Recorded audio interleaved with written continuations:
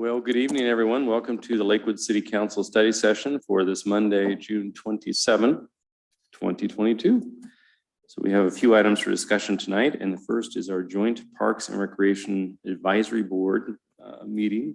We do this annually, and it's a work plan opportunity to discuss happiness in the years past and good opportunities for work in the year to proceed. Jason, I think this is yours. You want to introduce your members? All right, thank you, Mayor Whalen. We'll just go around and introduce yourself. I'm Jason Gerwin, Chair of the Parks Board. Janet Spingat. Vito Iacobazzi, Vice Chair. Alan Billingsley. And Sylvia Allen. Great, thank you. Floor is yours. All right, well, thank you for having us. We enjoy meeting with you once a year, and just give you a quick reminder that we do meet on the fourth Tuesday of each month here. Well, by Zoom here most of the last year, but in person now. And so can take a little time, review some of our accomplishments, and then we'll talk about our current year work plan, and then maybe a little bit of a question and answer. And so yet again, another real busy year for the Parks Department. Kudos to Mary and her staff. What they're able to pull off is truly phenomenal. But we had an opportunity to review the ARPA funding, and we've worked on the Wards Lake Master Plan in the last year. We got so many CIP projects going on. It's amazing that staff can keep up with them.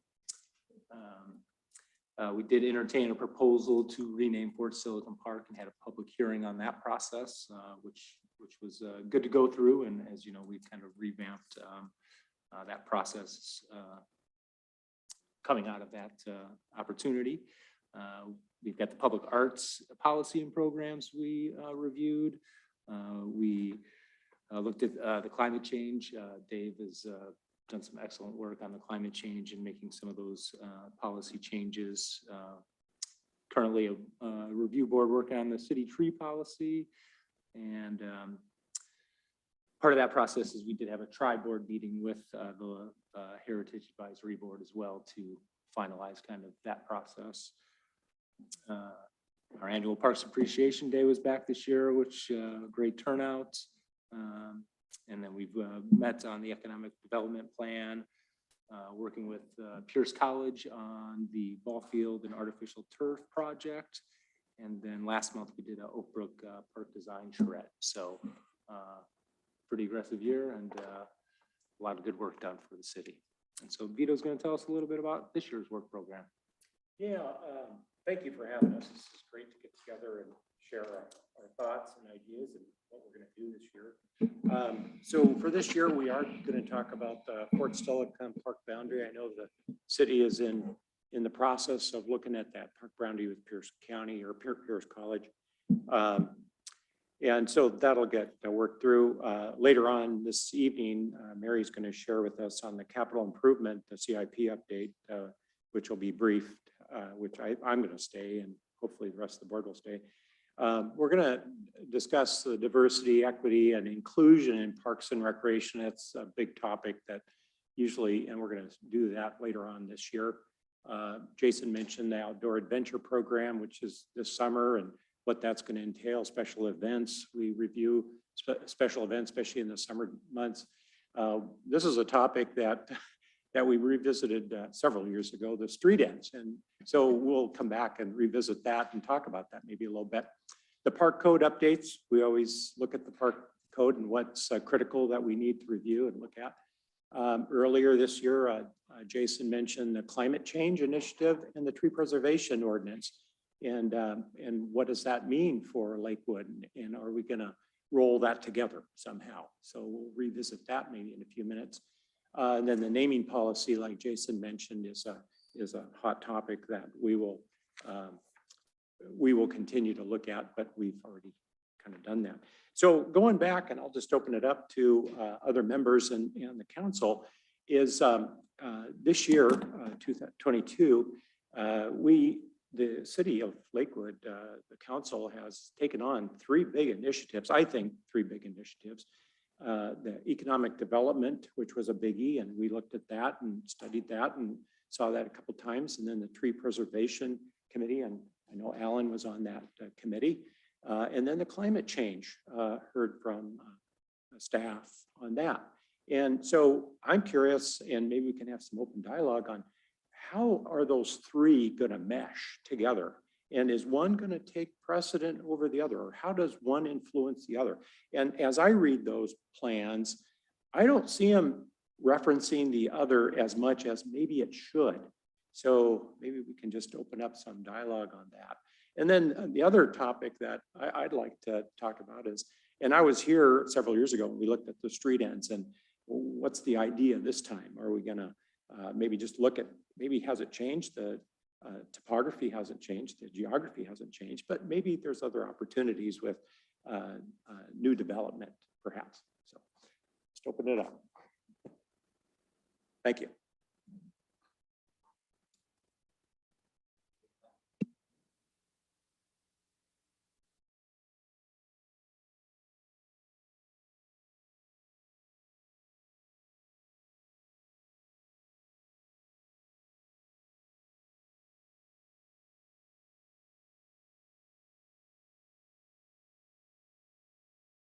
In conflict with development and such. And some of the things we looked at was hotspots. Where are the areas that don't have tree canopy? Where are the areas that do have them? And how did that fit with socioeconomic impact in our city too? And I think that was actually very revealing. So as we look forward to your guidance and how we're going to take this tree preservation, for which we had a tremendous amount of support from the citizens in Lakewood, and mesh that in with our community development plan and allow us to move forward and upward.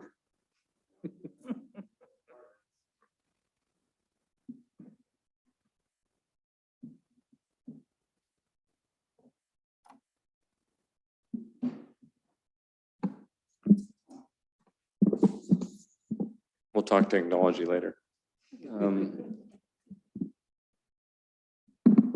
Part of the issue of development and tree code and the other issues you've raised are somewhat a function of zoning, right? Because we have the Growth Management Act and the city did a bunch of good zoning work in incorporation in 1996 and thereafter. And so you have this area that's zoned light industrial, but how do we preserve some areas of that? I know that's part and parcel to the tree preservation work that you folks got to chew on, but they are somewhat, and they need to be integrated as best as they can be with regard to the climate change work that is part of our code now and comp plan and work that you guys are looking at. Any other members, Mr. Anderson?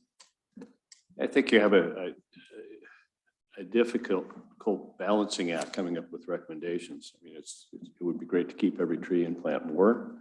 At the same time, the powers that be in Olympia, as influenced by Seattle and Puget Sound Regional Council, tell us that we have to take 20,000 more people and X thousand more jobs, and that has to go somewhere. So they send down conflicting requirements that don't balance, and we have so many areas in the city that can't be developed, whether it's the lakes, the public properties, institutional like Western State, our parks, the clear zone, the air corridor, where every residential property is non-conforming. So it's really puts it in a difficult spot. And at the same time, trees are great CO2 sinks. They take a lot of carbon. I live under a tree canopy. The driver for the untreed areas is really the cost of housing, which is the more dense the housing, the less trees you have. The more dense the housing, usually the less expensive it's going to be. So people of lower income gravitate to the housing. It's not that everybody goes to low income area and says we're going to cut down all the trees. So we have to find, I think we need to find places to enhance our tree canopy and look at opportunities where it would be compatible with development and maybe offset in different places. But it's a tough balancing act when people want to move here. We're already something like 100,000 units of housing short, South Puget Sound area.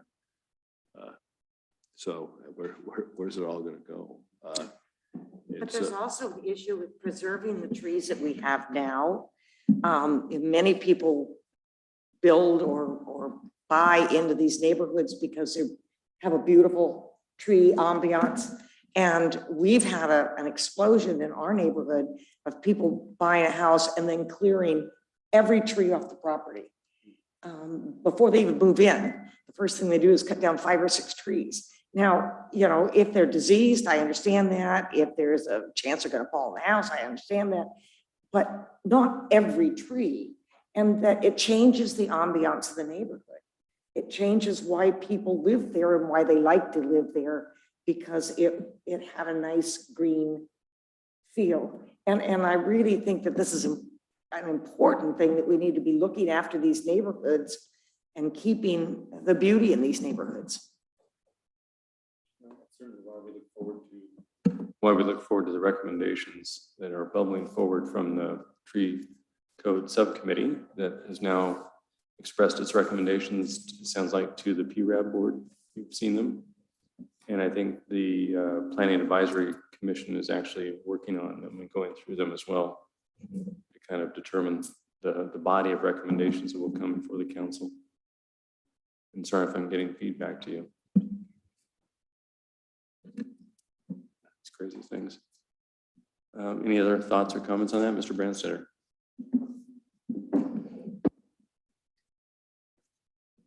Yeah. I appreciate your comments about as we're moving into the realm and deciding to be proactive in terms of climate change. While we have the tree preservation and an ongoing economic development, I think it's easier to link the other two to the climate change. And again, the climate change is a program that we're going to get into and deal with in long term, being able to go and do that. The tree preservation, one of the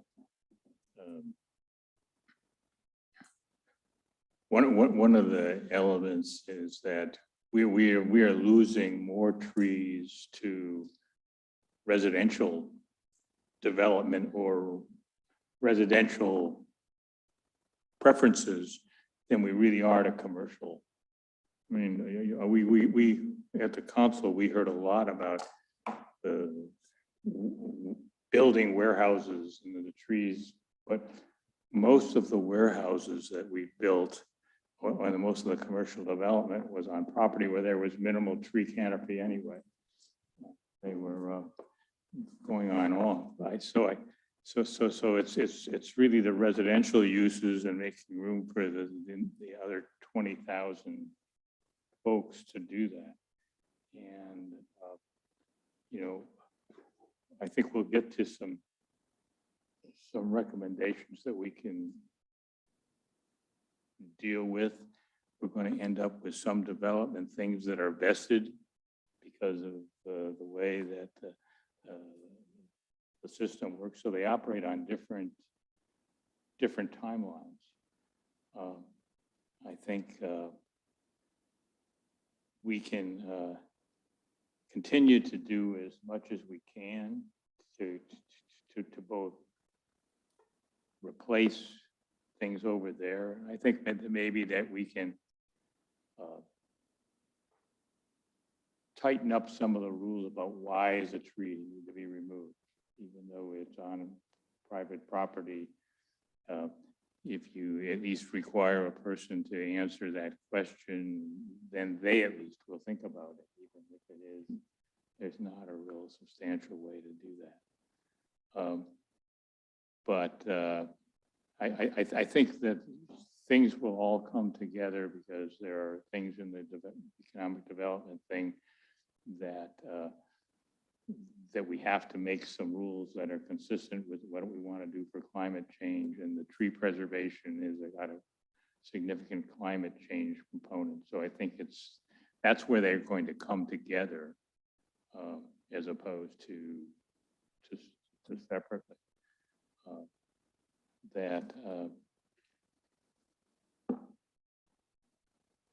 But I'm not quite sure. I think the short-term priorities are going to, just because the timelines are shorter for some of the economic development proposals, and the long-term maintaining and sustaining and growing a tree canopy is a long-term project to be able to go and do that. So it's going to be a balancing act, and we from the council, we've managed to recognize that problem and give it to a committee who's going to give it to the planning commission. That will so that a lot of the hard work and trying to deconflict that is going to be done, but before it comes back to us to be able to go and do things.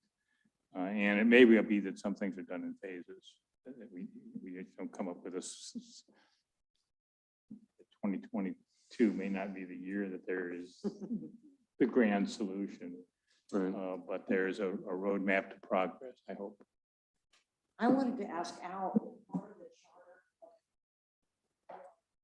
has to do with street trees, because we certainly, one of the ways we could add to our county and beautify roads like Bridgeport is if we had a real strong street tree policy that was putting some greenery.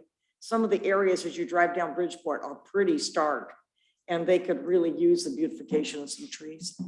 Have you seen veterans in Washington? Yeah. I mean, new roundabout, and as we do new streetscapes, I mean, the vegetation looks pretty darn good to me, I think. I don't know if you guys have seen veterans, it's in the new roundabout. I think it's beautiful. But there are areas that could use more. I hear you. Mr. Anderson.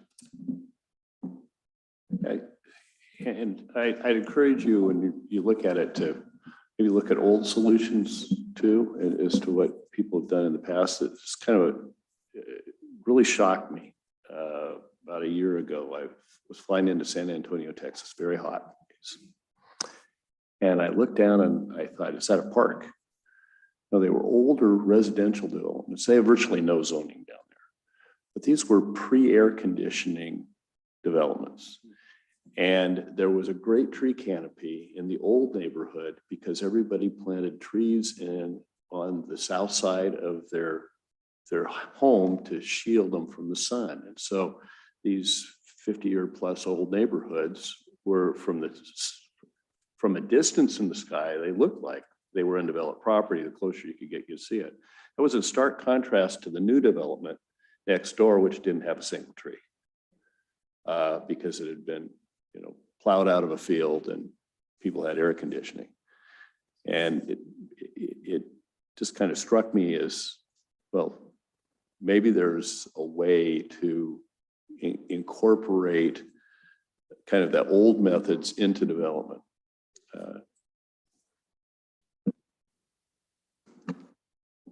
Jason. Yeah. And I think, this group, trees are the answer. This is our, one of our mainstays. And so to me, it really starts, we've got to start somewhere. Mhm. And to me, that's some sort of urban forestry program. And that comes along with, starting a program comes along with staff, and staff isn't cheap, and I understand that. But if we're ever going to make any progress, and whether that's in the street trees, in the public parks, all across, I think you need to unilaterally have a urban forestry program. It can't just be kind of reactionary. City gets a report, a bunch of trees are cut down, community development, code enforcement go out there and try to enforce after. We got to be an education component on the front end, and educating the community in it. And it starts with just one person and the start of a program, and it expands and grows from there. And so I think that would be a desire of this group that would like to see. On the subject of the urban forestry program, or having one, what is the status of the work at Fort Stellicon Park on the attempted planting of the oaks along the pathway there? Is that kind of a concept that you folks developed a little bit or worked with the park staff? And I need to refer to Mary on that Yeah. one for a little more. Well, kind of in conjunction with the 25th anniversary, we planted Mhm. 31 oak trees out there along the path that's, the area that's up past the barns before you go Right. up to the hillward. So those were planted and they did a lot of work to try and secure those. And so we're keeping them alive and cleaning them up without, just hand watering and things like that. Right. So that's They're that. starting to grow. Yeah, there were, oak trees take a while. They're not a Right. quickie. They don't, Yeah. it's not like, what's that stuff that grows so bad? Bamboo. It's not Right. like that. So, yeah, so we're working on that. And then, we do have oak groves at Fort Stellicon, and they're signed, and we're protect them and do our best for stewardship. And so then also up by the Hillward, between the Hillward and Pierce College, there was a long-term plan to do, like they'll plant, we'll plant, Right. we'll meet in the middle. And so they were doing a lot of work, but again, that, when you're using college students and you're doing it on a Right. college class schedule, certain instructors are more excited than others. And again, no irrigation, so you're dealing with hand watering and monitoring, things like that. Nobody does anything during 3 months. So there's process and progress in that regard. So I think we're doing the best we can with the resources that we have. And then, of course, taking advantage of opportunities. Those trees were created from the trees that were along I-5 that all got taken down, that were in memory of World War II, I think, veterans. And so we were able to find the gentleman that had collected the acorns and started the seedlings and created them. We found, and he actually kept them for like 2 years until we were able to and ready to get those planted, because we had to take a bunch of poplars out there. So Right. there was process. It's process. Nothing's too easy, but we're Right. doing our best. And then, of course, stewardship's a big part. So if we can find other ways of doing that in other locations, we certainly will. But that's a great area out there to start developing a little bit more of an urban forestry program. And again, in conjunction with education opportunities for not just high school kids, but the Pierce College programs as well. So it might be something we can dig into and perhaps identify what it might look like with more robust funding, if we could do that. So it might be part of the work plan. In terms of did you have a question, Mr. President? Go ahead. Yep, go ahead. Yeah. On Fort Stellicon Park, and as it has, you move from one ecological piece to another.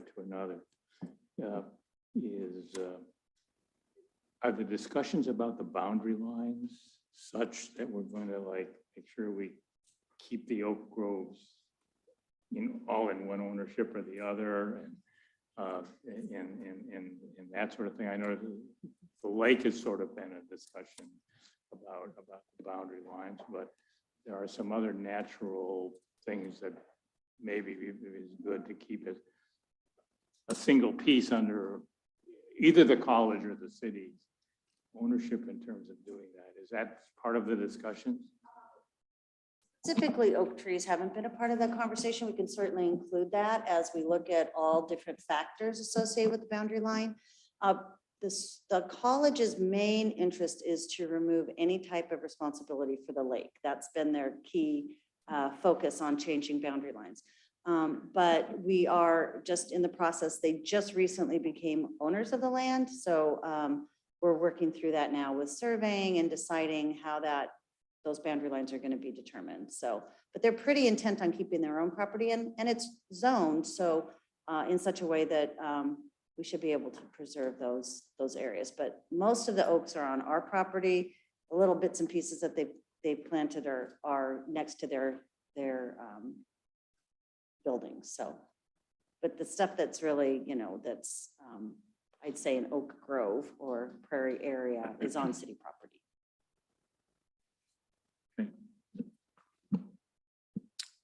So I had a question for you that might prompt some discussion on the parks capital improvement plan update vis-a-vis the street end. And the reason why I bring it up is because I'm getting some calls about street ends. And it's always about how to enhance access for folks. As we all know, Fort Stellicon or Stellicon Park, Stellicon Lake has one decent access, and that's Edgewater Park. I know it's on our plan, but it seems like I thought it was gonna be a little sooner than later on the planning process. It has the only, really decent access for boaters who want to go out there and fish and enjoy the lake, but it's not that decent if you've tried to launch a boat out there before. So what excites you about the opportunity as we look to the Edgewater Park improvement plan that might enhance access for folks? Because right now it's really kind of tough. The parking's tough. I know we've got roadway right-of-way issues. It looks a little rough, you know, getting a boat in there without hitting one or two of the major stumps that are sitting out there. One has a piece of steel rebar in the end of it that I almost hit yesterday, but it needs work. So what's your thought about that vis-a-vis the street end thing? Don't you think we have to have a little bit more focus on Stellicon Lake to provide decent access for folks? Yeah, and not speaking, you know, for the whole board, because there's Right. varied opinions out there, but for me, it's, we only have one access now. We don't have enough. Improving Edgewater to give a second access is gonna be an improvement, but it's still not gonna be enough. And so what we need to design and plan that property so it's effective for the size it is, because it's always gonna have more demand than it probably can sustain. And so we gotta find that balance between the neighbors and maximizing that use there. But it's the street ends that give you the other opportunities for the water. And since we first talked about street ends in 06 or 08, whatever year it was, that's kind of what it's been about. It's about, we're a town called Lakewood, but yet we have very little opportunity for its citizens to get to some lakes. And so for me, that's what it's about. It's giving the people that can't have the expensive house on a lake, they can go get a piece of it on a hot day like today. They can stick their feet in the water. They can take their kids fishing for the first time, something like that. So any improvement we do should be sustainable to that piece of property, but we have to just recognize it's not enough. And so that just means future work to try to develop and garner that community support to develop some of these street ends, because those aren't going to be enough either.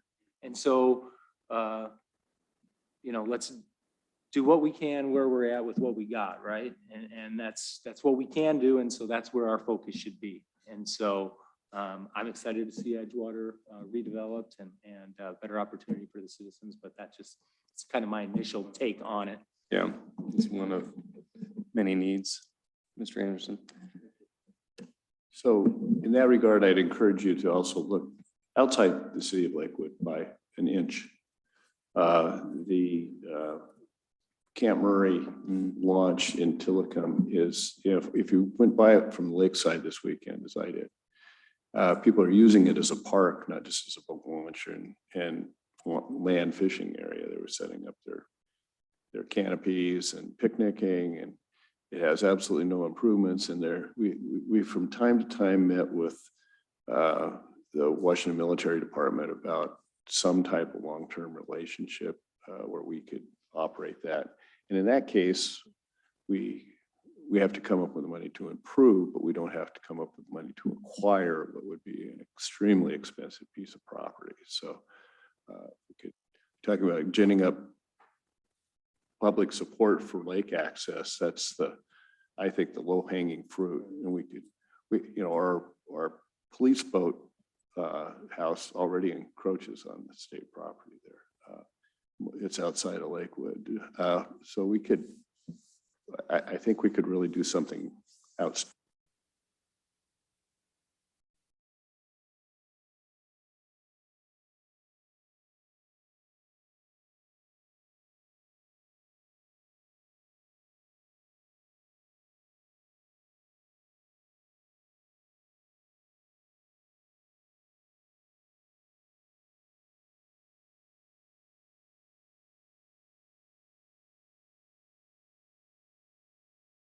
I don't think you get anything but support from this group in regards to Camp Murray for sure. But yeah, I think further conversations definitely could and should occur.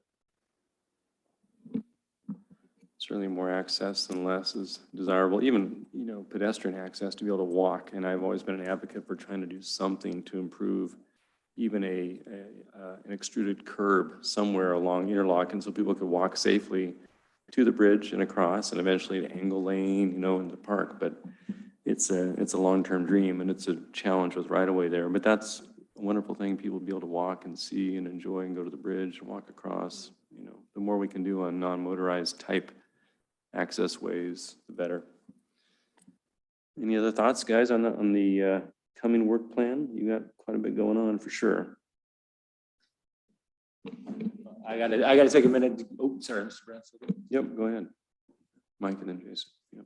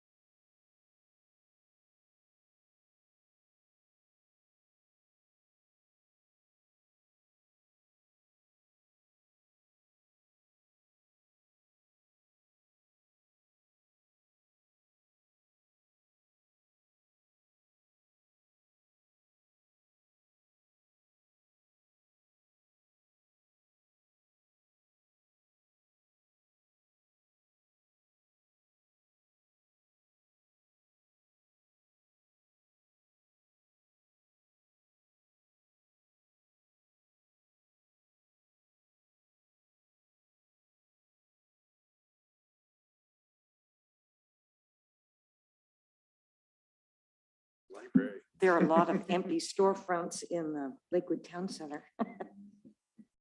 That we don't own, but yeah, I mean, good point. Linda and then Jason. I hear what you're saying about the senior center building. I do want to point out that the senior center programming has been really robust, and I want to give a shout out to Ms. Dodsworth and the team for all that they've done to keep the seniors engaged through thick and thin. And also about, I know that we're in a lot of discussions about our library system, Pierce County's library system, but the opportunity to co-locate a new building or a revamped current building or whatever option it turns out being with a senior center / youth center / community center is really quite exciting. And so I think we've got some opportunities on the horizon. Yeah, and that's, we're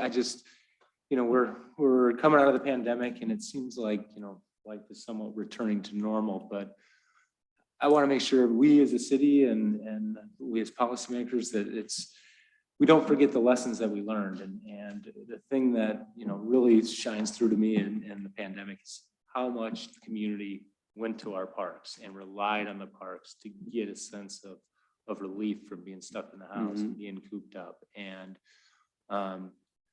those memories are slowly starting to fade away. And I don't think we can let that happen because I think, it's super important that we take the lessons we learned and advance and move forward from that. And I think that's, this group would like to see a reinvestment in parks, and not only parks, but, staffing, just with that increased use, the more people using them, I mean, it's more toilet paper, it's more times you got to go into the garbage cans. And so here's kind of my annual plug where we never have had enough money for maintaining our things. And previous responsible parties for parks got a bad rap because the conditions of the parks, and they slowly dwindled. And then Lakewood came in and started to turn around and make it. That's because we invested in parks. And I think we need to take those lessons and use it as an opportunity now to reinvest in parks. And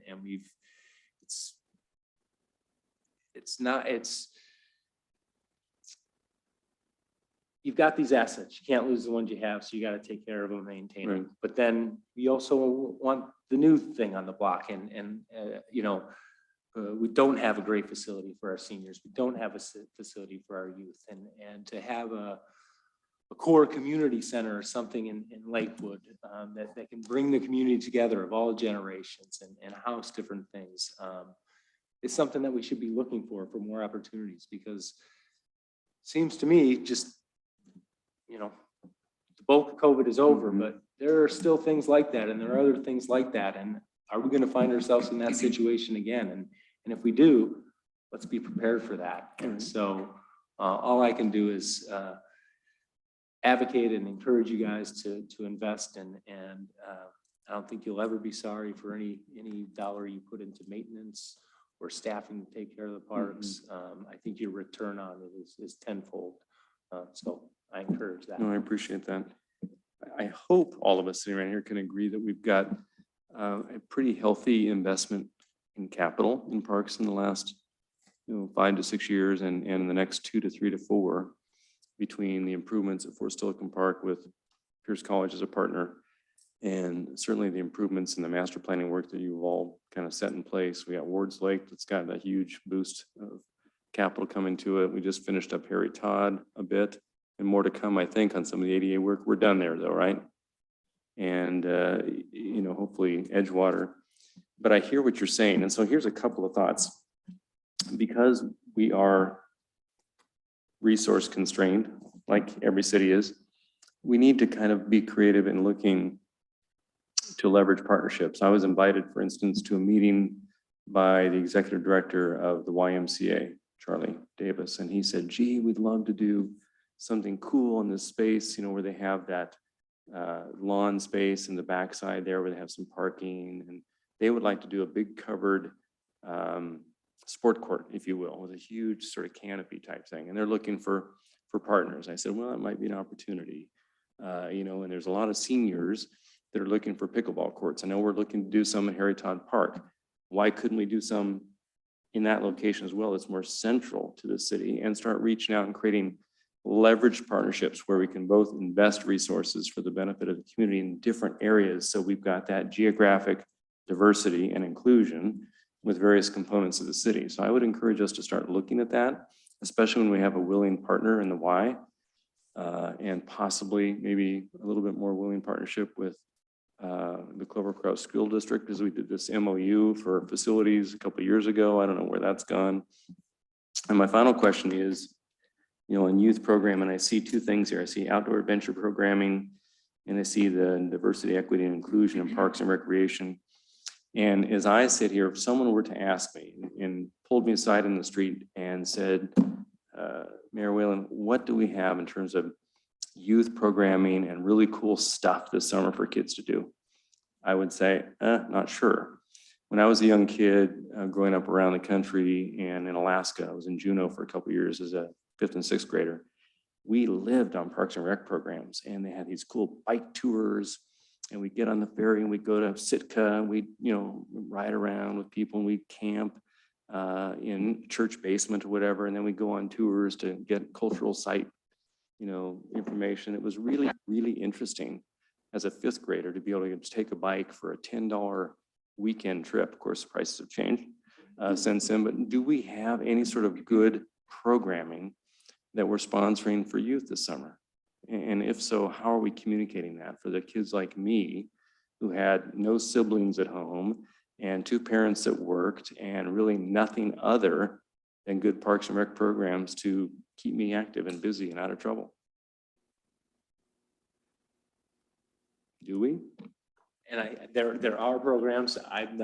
I can't name them, and I get a little bit confused with Federal Way as well, because we've got some of those in summer camp and day trips. Right. So, Just as a follow-up, we provided a really comprehensive list. There's not just the city programs. We Right. have so many partners and so many people doing lots of different things. We have, we do a real mix. We have our day camp program, which is sold out for the summer. It started. Is that the one at Taiyu Park they used to do? Elementary? There was one that you guys did. Yeah. Now it Yeah. went to Southgate. Now it's, we started this week at Fort Sullivan. It started today. Okay. But all those are sold out. We also have really focused our energy in Lakewood because we have limited resources too. With programming takes a lot of work and Yep. supervision and risk staff. management. Because so besides the maintenance of the sites, So we try and offer as many low to no cost activities that the whole family can enjoy. That's why I like the street festivals, like Summerfest, like the farmer's market. I mean, farmer's market's turning into a mini Summerfest, you know, all summer long. So That's every great. Tuesday. Yeah, it's wonderful. There's a lot of, you know, and so we program now, we had a big gardening activity last time. We have different partners who come in and do activities and events, and then we promote them during that, because you get a 2-for-1, right? You're already Right. dealing with the parking and the sanitation and all of the services. We also work with Springbrook Connections, partnering and doing things. We're doing a soccer program in September for, I think, 3 sessions, and then the 4th one will be at their block party, so that the kids come out and play for free at the park. We go to Harry Todd, we did the row paddle and something. Yeah. that would be So that, fun. yeah, so we're trying to, equity is a big deal in our Yeah. community. So our goal is to take those programs out to the neighborhoods as best we can with the resources that we have. And that's partnering with the library, partnering with YMCA, partnering with the Boys and Girls Club, partnering with anybody that'll come our way, writing grants. Right. And that's what we do. So we can provide an updated list if, you know, for you, that has all the different programs and services. Promoting it is challenged because, you know, we have the connections, we try and do social media. So we do the best we can, again, with the resources that we have to get the word out, but it's really going with our partners. And So for example, the one that's sold out this summer, how many kids does that translate into when we say it's sold out? well, it's 40 kids a week, and Okay. there's 8 staff that you need to do to support that. And the reason for 40 is that 40 plus 8 equals less than 50, which is a bus. So if you go up another 10, then you have to get another bus, and then that takes another pack of staff. So that's kind of what our capacity is, but Has the demand exceeded that 40 or 50? I mean, in other words, there's a bit of a waiting list, but not huge. There's a lot, right now, there's tons of money for the Ys and the Boys and Girls Club. You provided a lot of ARPA funds for those folks. And also with this, there's some school district seek grants, and there's other resources right now. In 2 years, this is a good conversation to have, because a lot of that money go that's away. paying for those programs at low or no cost is probably going to dry up. So again, we've really focused on our community. There's a lot of kids that have a lot of resources in our community that can do whatever they want. Right. But there's a lot of kids in our community that don't have those resources. And that's Absolutely. really where we try and highlight our partnership and city resources, because without that, they would not have Right. opportunities. And so we do what we can collectively, as well as, like I said, taking things to the neighborhoods so that they can just enjoy them from home. I'm just thinking out loud again. I know I appreciate it, Mary. I know you've done yeoman's work with the resources you have. I just wonder if part of a work plan could include some sort of solicitation of feedback from the neighborhood associations about what gaps we may need to look to fill. You know, do we have enough information on the diversity, equity, inclusion, all these neighborhoods we've got some affiliation with that could tell us, hey, we've got a lot of young families here, and they're telling us, neighborhood association members, that there are gaps in either the programming that's available or the programming that's communicated that is available, right? So there could be communication and or structural impediments. So it's just something to think about.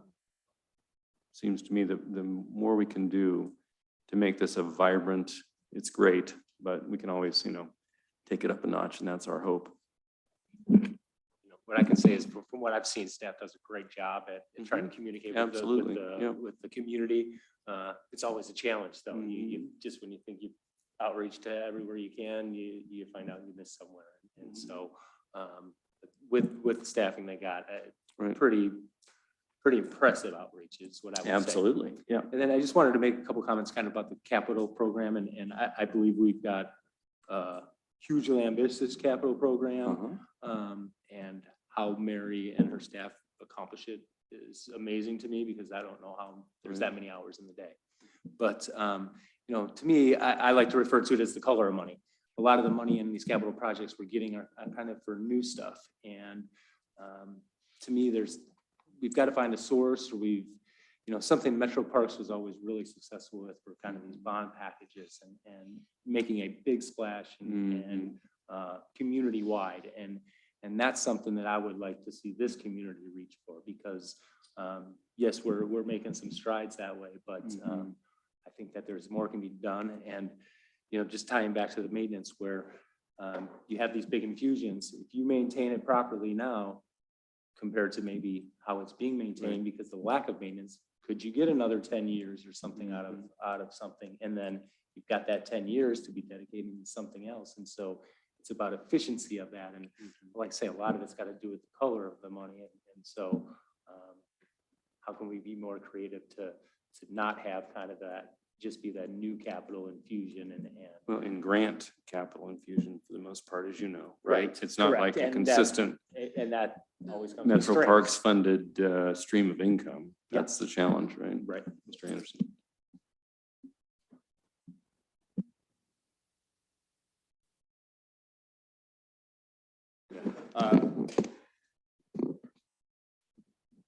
So you reminded me of something that Mr. Volkey and I see in our day job, which is here our capital funding is generally grants, and Mary and team did a phenomenal job of chasing down money.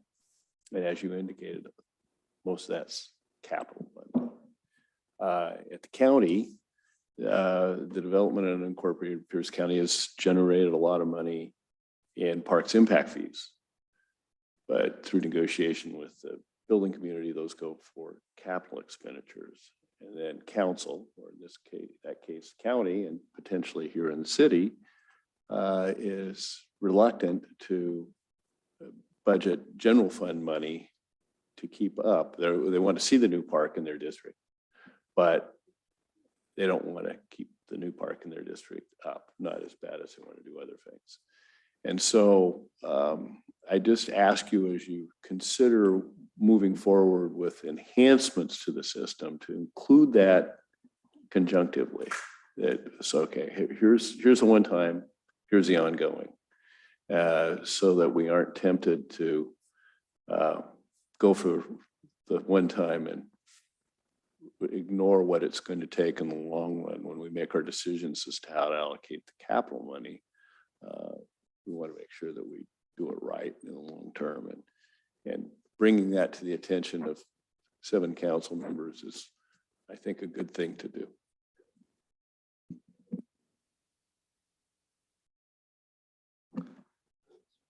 Great.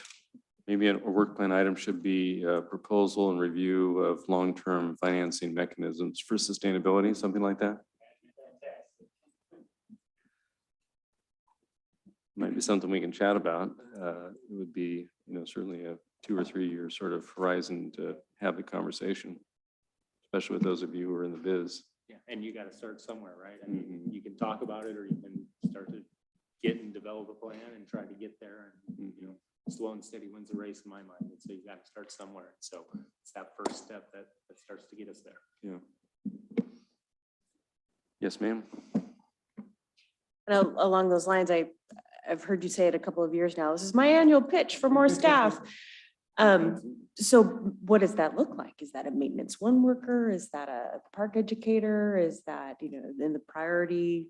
There are probably 10 or 20 that you have in mind, but what would you bring to council for us to consider? So that you don't have to have an answer now, but as we talk about adding this to the work plan. Yeah, I'd no, love and to see. I think that needs to be thought about a little bit more holistically. I think we've got to have input from staff on that. But, to me, it's definitely, you definitely need maintenance workers. You need boots on the ground, just out there taking care of the parks, from picking up the trash to lubing the door so the door lasts.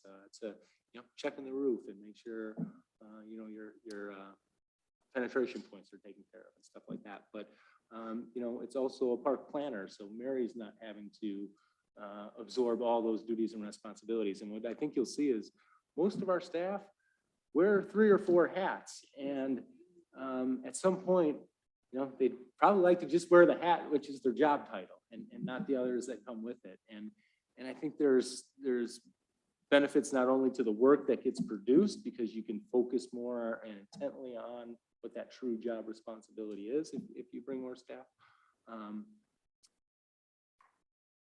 And I got talking and kind of lost where I was going, but it's boots on the ground, it's support, and to me, I worry about the long term. Are we having impacts when we make our staff wear 4 hats, and the stress that puts on them, and that are we paying more medical issues and claims because of that stress you're putting on them? And so to just maybe reduce it to 2 hats rather than 4, to me, would be huge steps in the right direction. It was very interesting. So we kind of went full circle, but we came back to the sustainability question, which is really we all want that, right? Robust parks and recreation programs that are well-funded and well-attended. So, well, thank you all for your work. Unless there's any other comments, Deputy Mayor Moss, for the good of the order. Thank you, Mr. Mayor. I just want to say to the board, to Mary and the staff, that you guys know, but I just want to say it out loud. Our parks are a jewel. And you guys have worked really hard to make it that way. We appreciate that. What I hear a lot is you have provided a way for people that have no outlet, no way to go to the other places to relax and enjoy their families. So to have an outlet that we have at our parks is phenomenal for the communities. Whether you hear it or not, they do appreciate it, and so do we. Thank you. Absolutely. Yeah, tomorrow's a twofer, really. I mean, it's going to be fun to see how that translates into participation. I think it's a great idea to get people to go over to the farmer's market, grab some food, get a blanket or a chair and sit down and enjoy the concert. So I'll see you, some of you or all of you there. The last thing I want to end on is, what Mary and her staff do is, looks like all fun and games. But the amount of hard work that goes into that Absolutely. is not, it's so much hard work to make things just look fun and easy, and that's what they do. Well, and she gets to not just maintain the park, she gets to maintain street medians. Absolutely. How sexy is that? Yeah, exactly. So, all right. Well, thank you all for coming, and thank you for your hard work and your suggestions and feedback and the work plan. So.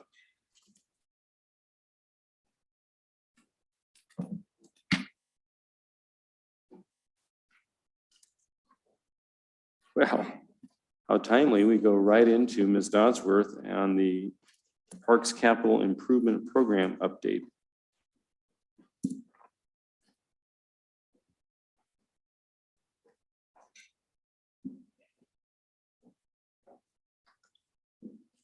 So we kind of teed this up nicely for you. Just rolled right in.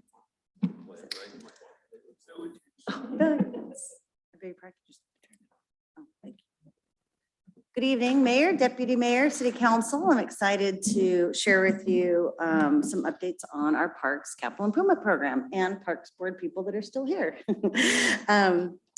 What I'd like to do tonight is just kind of go through the report pretty briefly, covering some of the programs that we've finished, what we're working on now, and those that are kind of just ready to roll. And then I'm going to spend the remainder kind of highlighting one project. We like to highlight one project, and that's Wards Lake Park, which will be coming up phase 2 we're working on right now. So that's kind of what I'd like to do tonight, and then answer any questions that you have along the way.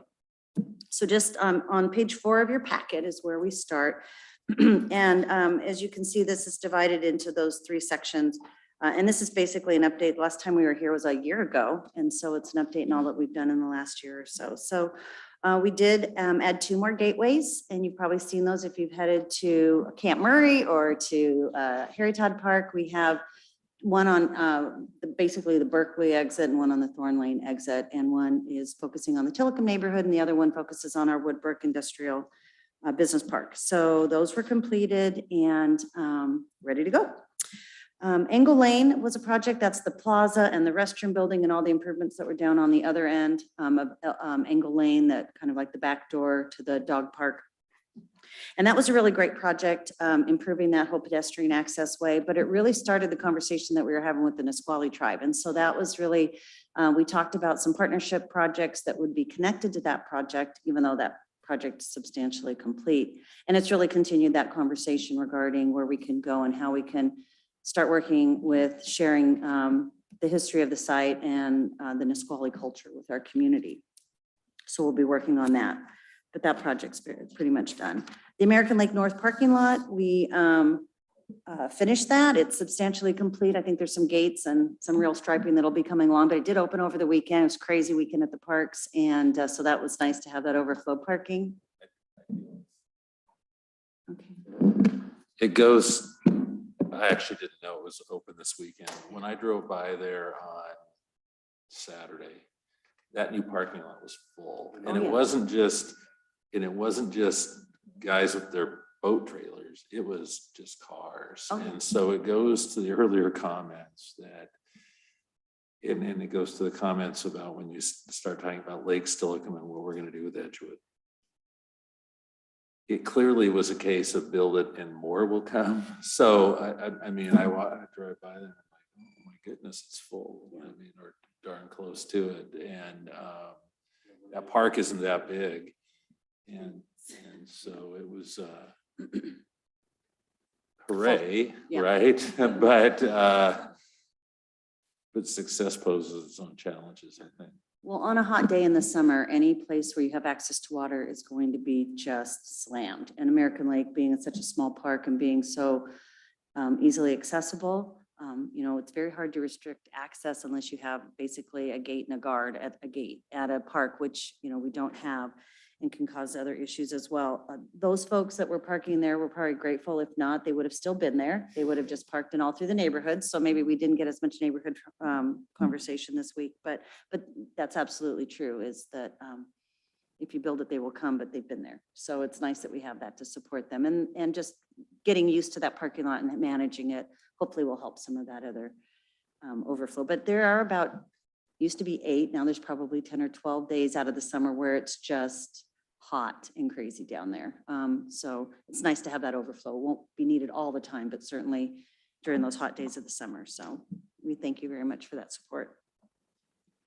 Under currently underway projects, Councilmember Brenstetter, you mentioned the boundary line adjustment, and we are in conversation. City's attorney and I are regularly chatting with Pierce College as to, are we ready to go? When are we ready to go? And they finally did get, you know, we got our property in June of 2019, and they just received theirs a month or so ago. So they are working on getting the right people to all be in the right place at the right time. There was some survey work that needs to be done, and then the boundary line adjustment process will continue. So most people don't know where this boundary starts and ends, and they probably won't after this as well because of the nature of an open space in a park. But we're working with them to design that, and you'll be a part of that process once there's something to review and approve. But again, they have been pretty set from the beginning on keeping the property that they've always leased and just having no responsibility for the lake. So that seems to be an important piece of information to them. So Chambers Creek Trail Planning, that was a great partnership project. Most of you all came out in December to the big bridge crossing, and it was really wonderful. And so we are working on phase 2, and that will be basically going from the bridge at Kobayashi to the other end. And that includes another bridge and crossing on both sides of the property. So the design, we're in the design phase and permitting, which always takes a long time during something, since it's some place as special as that, but we are working on that with the county and University Place, and that's going just fine. I'm going to focus on Wards Lake in a little bit, so I'll jump right to American Lake. American Lake Park is ready for a major renovation. We got lots of grants to do that. We're in the final design to take a look at what needs to be done just from what we initially wanted to do.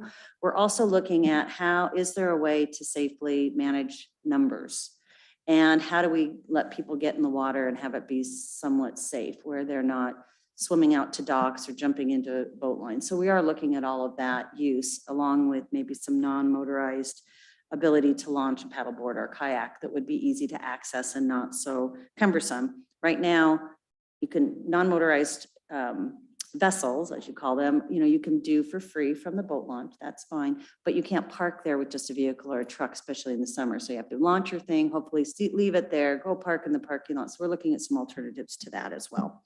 But we're on track with that and on schedule. And again, permitting for that will take a little bit of time, but you'll see us getting started with that early next year. We talked a lot about the turf infields, and so we've spent a lot of time on that. We will be presenting some additional ILAs for you. One will just be to update, you know, initially we're putting in this much and they're putting in that much, so that'll need to be updated, but also talking about scheduling, use, revenue generation, equipment, and replacement. So you'll be seeing that coming down probably in the fall, in September. Springbrook Park is all ready to go. We're just waiting because of permitting. It's taking a while because it's so close to the creek and there was, this much cement in the shoreline buffer area. So we have to do a shoreline plan permit. So it's just taking a little longer than we expected, but that's expected to go in the fall. We wouldn't do construction in the summer anyway at that site. So we were hoping to start early in the year and be done before summer, just because it's such an important resource for that neighborhood. So you'll see that hopefully if all goes as planned, getting started in the fall of this year. See,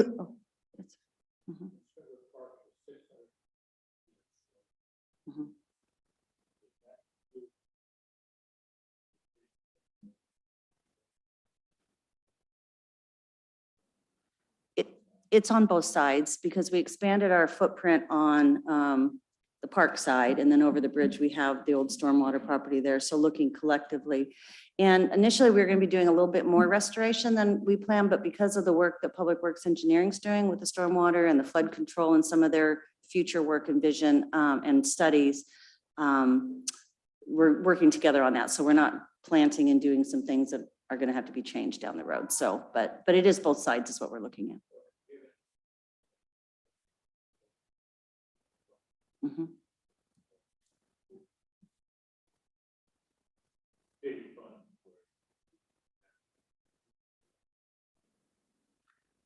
Let's see what we have down here. I don't have that broken out here for you. I can double check. I'm sure there's some stormwater dollars that are involved with that just because of the nature of the development that's being done.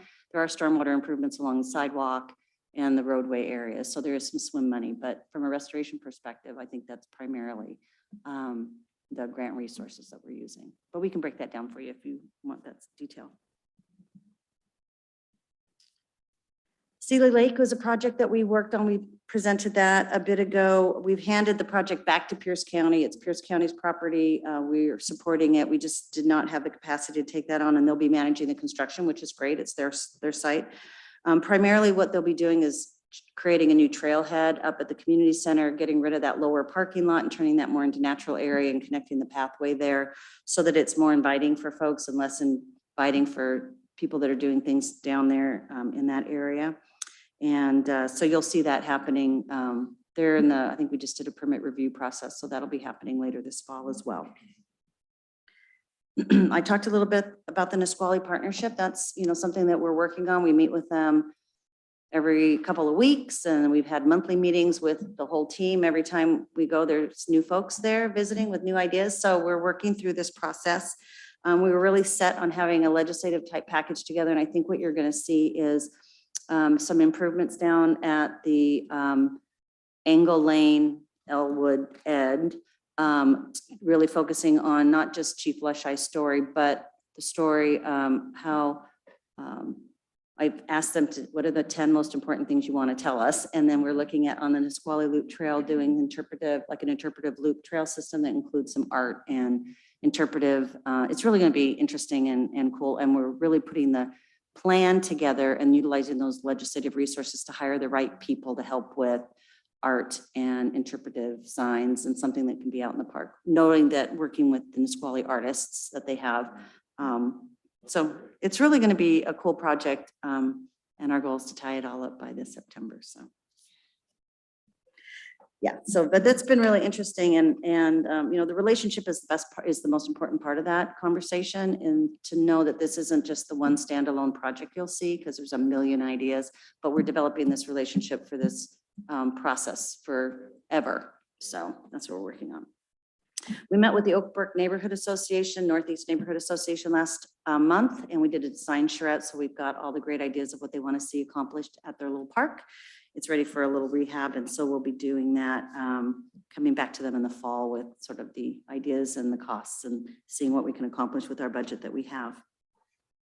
And street ends, that's so exciting. We did, we've hired the consultants to go out there, and we're shaking the dust off of our plan and really taking a look at all of the different sites. That might be why you have some folks, and I got a couple of calls from people, they saw a city car out there, but really the last study was really about the size and the topography and didn't really focus a lot on the potential use. And there is a ton of potential on those different sites. So we'll be coming back with some schematic design. We're not doing surveys.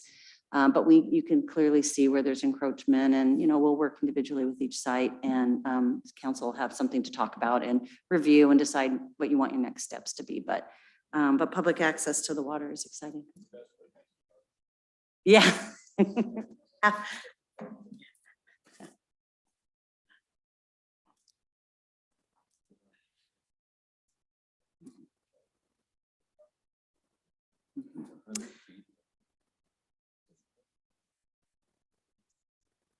Mhm. Yeah.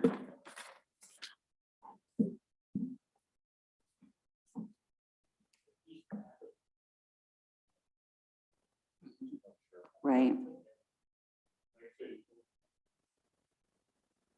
Mhm.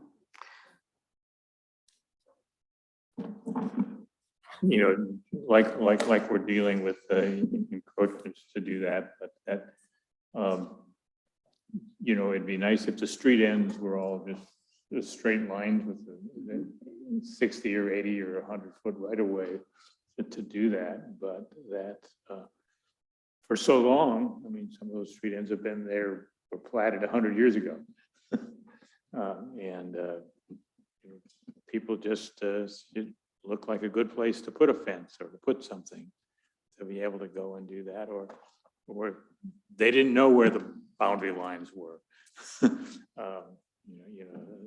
So We might have to get serious I about selling the ones think that are that we're doing topographically that, unworkable. There's a lot of potential in a lot of them. So some of those things that we might not have thought were accessible might be able to be, Yeah. but we'll bring ideas your way and you guys, and we can Mhm. decide, as you council can decide how you want us to move forward. We're not, like I said, doing surveys or spending a lot of legal time to deal with encroachments. We're really just looking at potential. And then to take a look at that and what some potential costs might be for them. And then council can make some decisions on prioritization or how we may or may not utilize them in the future. And so we'll bring something your way.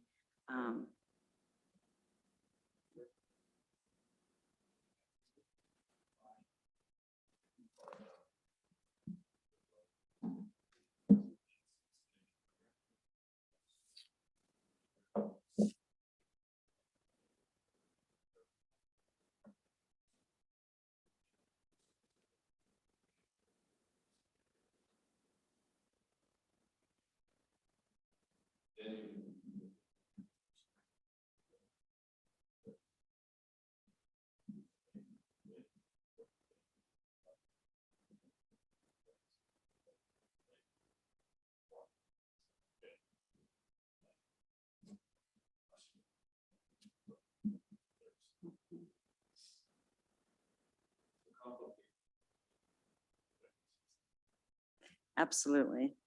We're seeing that with Edgewater Park, right? We're kind of just on hold with that until we can figure that out because it's very complicated. There's lots of moving parts. So we'll learn along the way. Huh? I beg your pardon? Yeah, and rebar. Yes. So got to hold those stumps up somehow. So anyway, and then just on kind of on the ready to go, we're working on gateways and there's 4 more sites and we're combining them with Public Works transportation projects as we move forward, looking at the locations, and there might be alternate locations, like for instance, down at by the BNI, there's just, it's just so much happening down there. There would be really a challenge to find a way to do a gateway though. So talked about maybe there's something you can put over the street, like an arching, entry to the community. And there's some ways of doing things. So, so we are moving forward and, those are sort of the harder ones and the more complicated ones. So, or like I said, we wanted to take advantage of a transportation project. So we waited to do that. So those are coming along. We're working on the park sign, excited to come back at some point and share that with you. And then we do have a playground replacement program. Primley Park will be done next year. And what we'll do is, like we did for Oak Brook, pull the neighbors together and not just talk about this little playground, but how else might we utilize the park? It was built with volunteers, maintained by the neighbors. They've all sort of moved on. And so really it's time to come back. It's really a beautiful little spot. And what does the neighborhood really want it to be for them? So, so we'll be doing that this fall as well. So that's kind of the projects that we're working on. Are there any more questions about those? And we can jump here on to Wards Lake. So, oh, I'm sorry. You know, the list is a lot of work. And being able to go and do that. I think there are two things that maybe they aren't so far along that we're spending money on, and this sort of is a capital improvement program, and it's somewhat of a budget related program to be able to go and do that. You know, but the first is Mr. Anderson's pointing that probably the most obtainable piece of property that can be used for recreation and can be almost a blank palette for us to what to do is that boat launch out at Camp Murray, which all starts with an annexation program. And that's not a new discussion. It's one that we have had with successive commanders out at the National Guard to do that. But that, I guess I'm a little bit concerned if it isn't on this list. Who's the point person in the city that's really making sure that that's still that we're moving forward? Because I think that there is something that we want to do, and it's been tied to annexing all of Camp Murray, which isn't going someplace, and doing all that. But to really get that defined as a real goal and begin to work on it. And ultimately it would be something that would become a resource that would roll into the parks program to be able to go and do that. So getting it on a list just so that it's got some focus, I think would be a good thing to do. And you can negotiate with the city manager whether it should be on your list or on somebody else's, but but to do that. And then the other sizable piece of property that is got great potential for the recreation type things to do that is the game reserve over along Phillips Road. I know that there's actually a lot of work being done on that by volunteer groups, the Rotary, and other folks are doing it, and it's not dissimilar to what we're doing with Sealy Lake or that we're doing with the Chambers Creek Canyon, other than that we're not putting money at it. You know, it's being sort of privately managed, but I think that we ought to be looking at saying as that goes along, while we may not be managing the property, the property is being developed in a way that it's got the potential to be a place where we could do sites and programming. And that, that we ought to be taking a look at that. And I don't have an idea, okay, of where the next one would be, but we shouldn't let the school district off the hook of coming up and contributing to this in some way. I don't know what their plan is for that sizable property that they're land banking in Lake City, or of other things, but that we should be after them to work consecutively with us to be doing something so that all of their land is viewed by the public as public land, and they would like to be able to see ways that it could be used to do that. So maybe there's one more piece of your list that is, that's dreams, Iro Game Farm Park programming. I think that's a great opportunity. And the boat launch, what I would really, I know that city manager could probably talk about, there's been ongoing conversation. It's a subject that's still active. Just various folks are working on it, but council might want to consider putting some design resources into it to be ready for the next budget cycle or grant funding cycle, because you have to have, it has to be in your master plan and it has to have a design and a cost estimate. You can't just say it's a great space that we need to fix up. So that's what we've done. The legacy plan helps set our path, and it's a great intro to this conversation is that we do look at that plan and the strategies and goals in that plan to address community need. Where are the gaps? We had a lot of feedback. That was just 2 years ago that we did that plan, and we had 1,200 individual bits of feedback regarding what we could and should do. So that's how we kind of have reached out, besides neighborhood kind of meetings and things like that. So that's really a great segue for how Wards Lake Park was designed and developed. We were fortunate that at the time we were doing the Wards Lake Master Plan, we were also doing the legacy plan, so we kind of got a 2-for-1. But we did spend a lot of time talking with the community on this particular site, and you'll see those requests from the families that live nearby, from our individuals who were in the international district.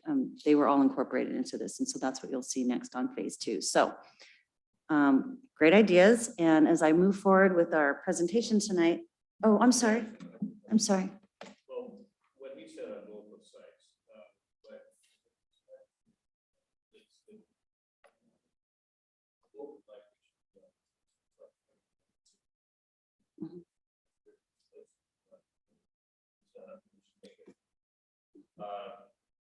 but in Lake City, it's actually the former school right now, school is great quarters property.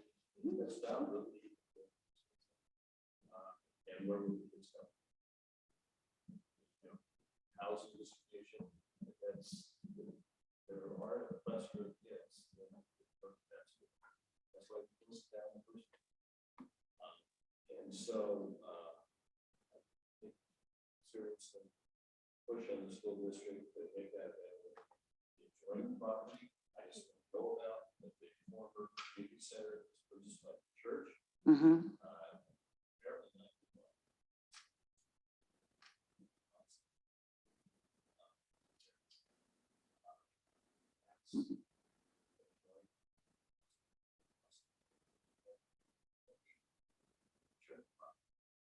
I saw a record.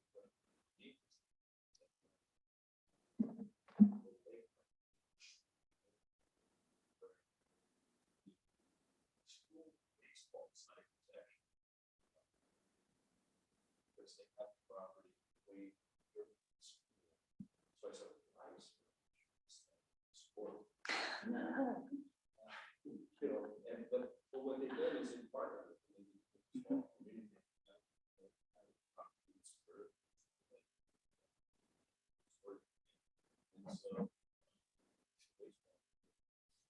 So, I have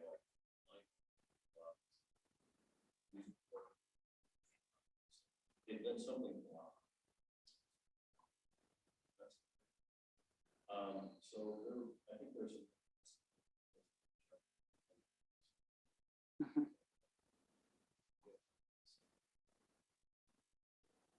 great parks grant program in the center of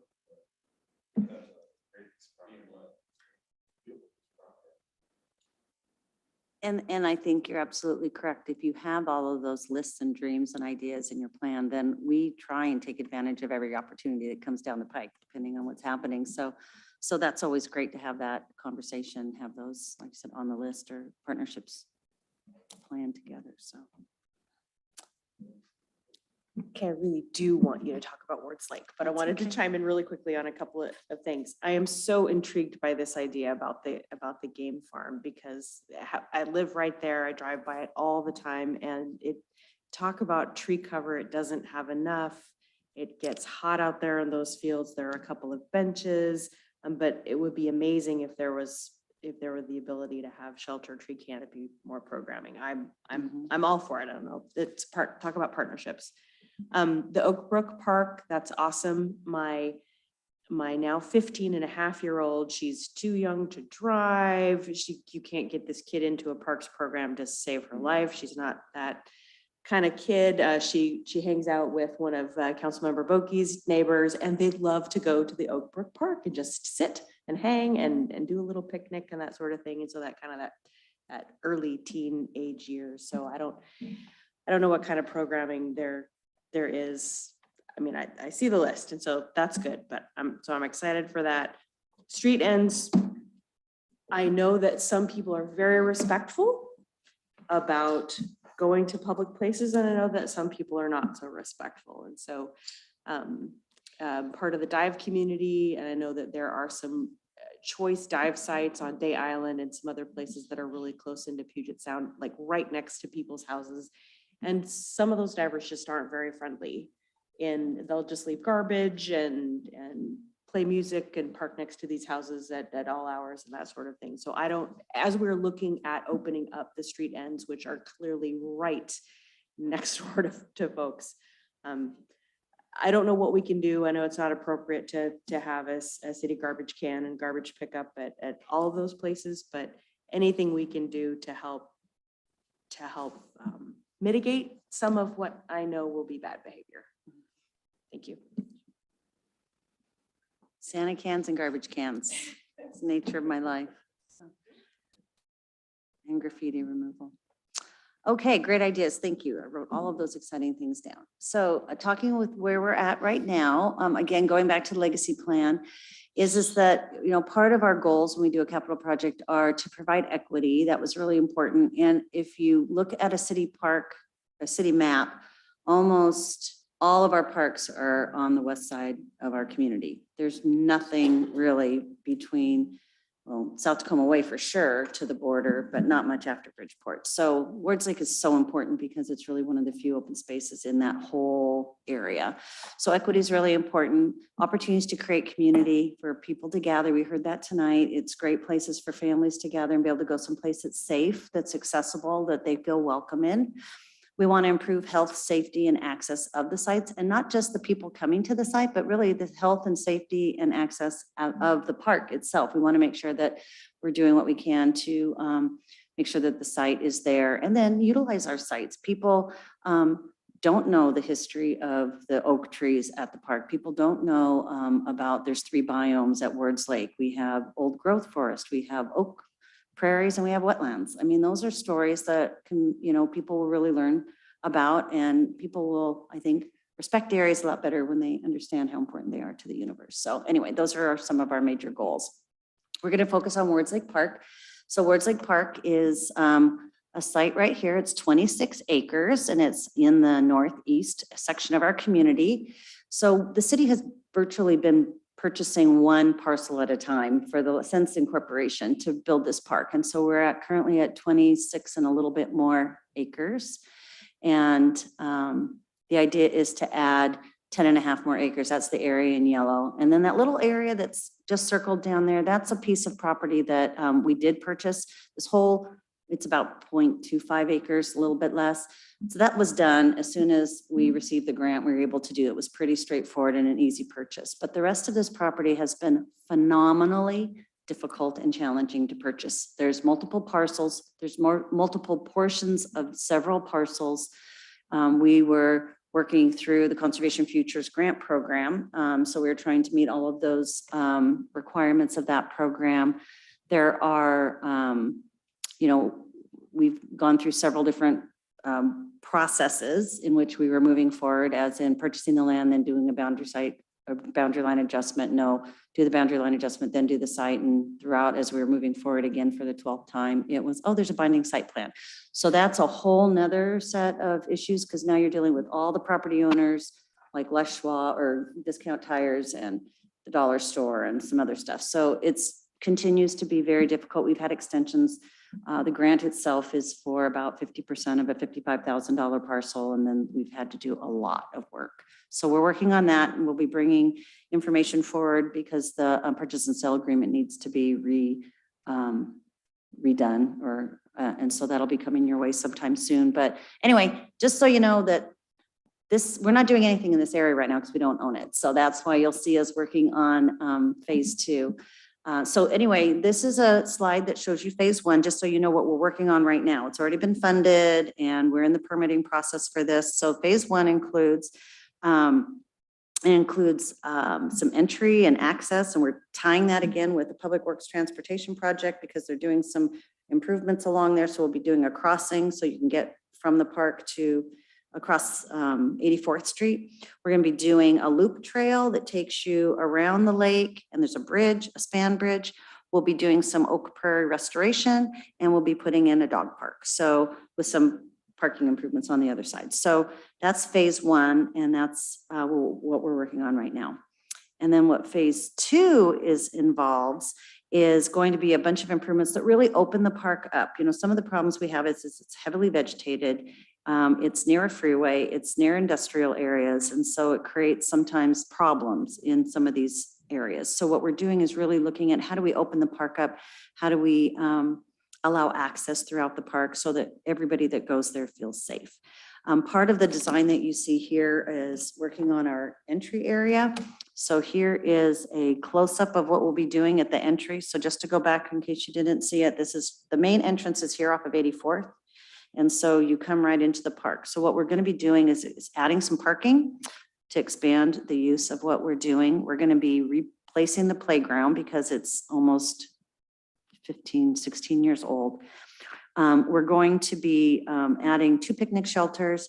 The restroom that is there has been vandalized and destroyed so many times it's not usable. So we're going to be putting in a Portland loo.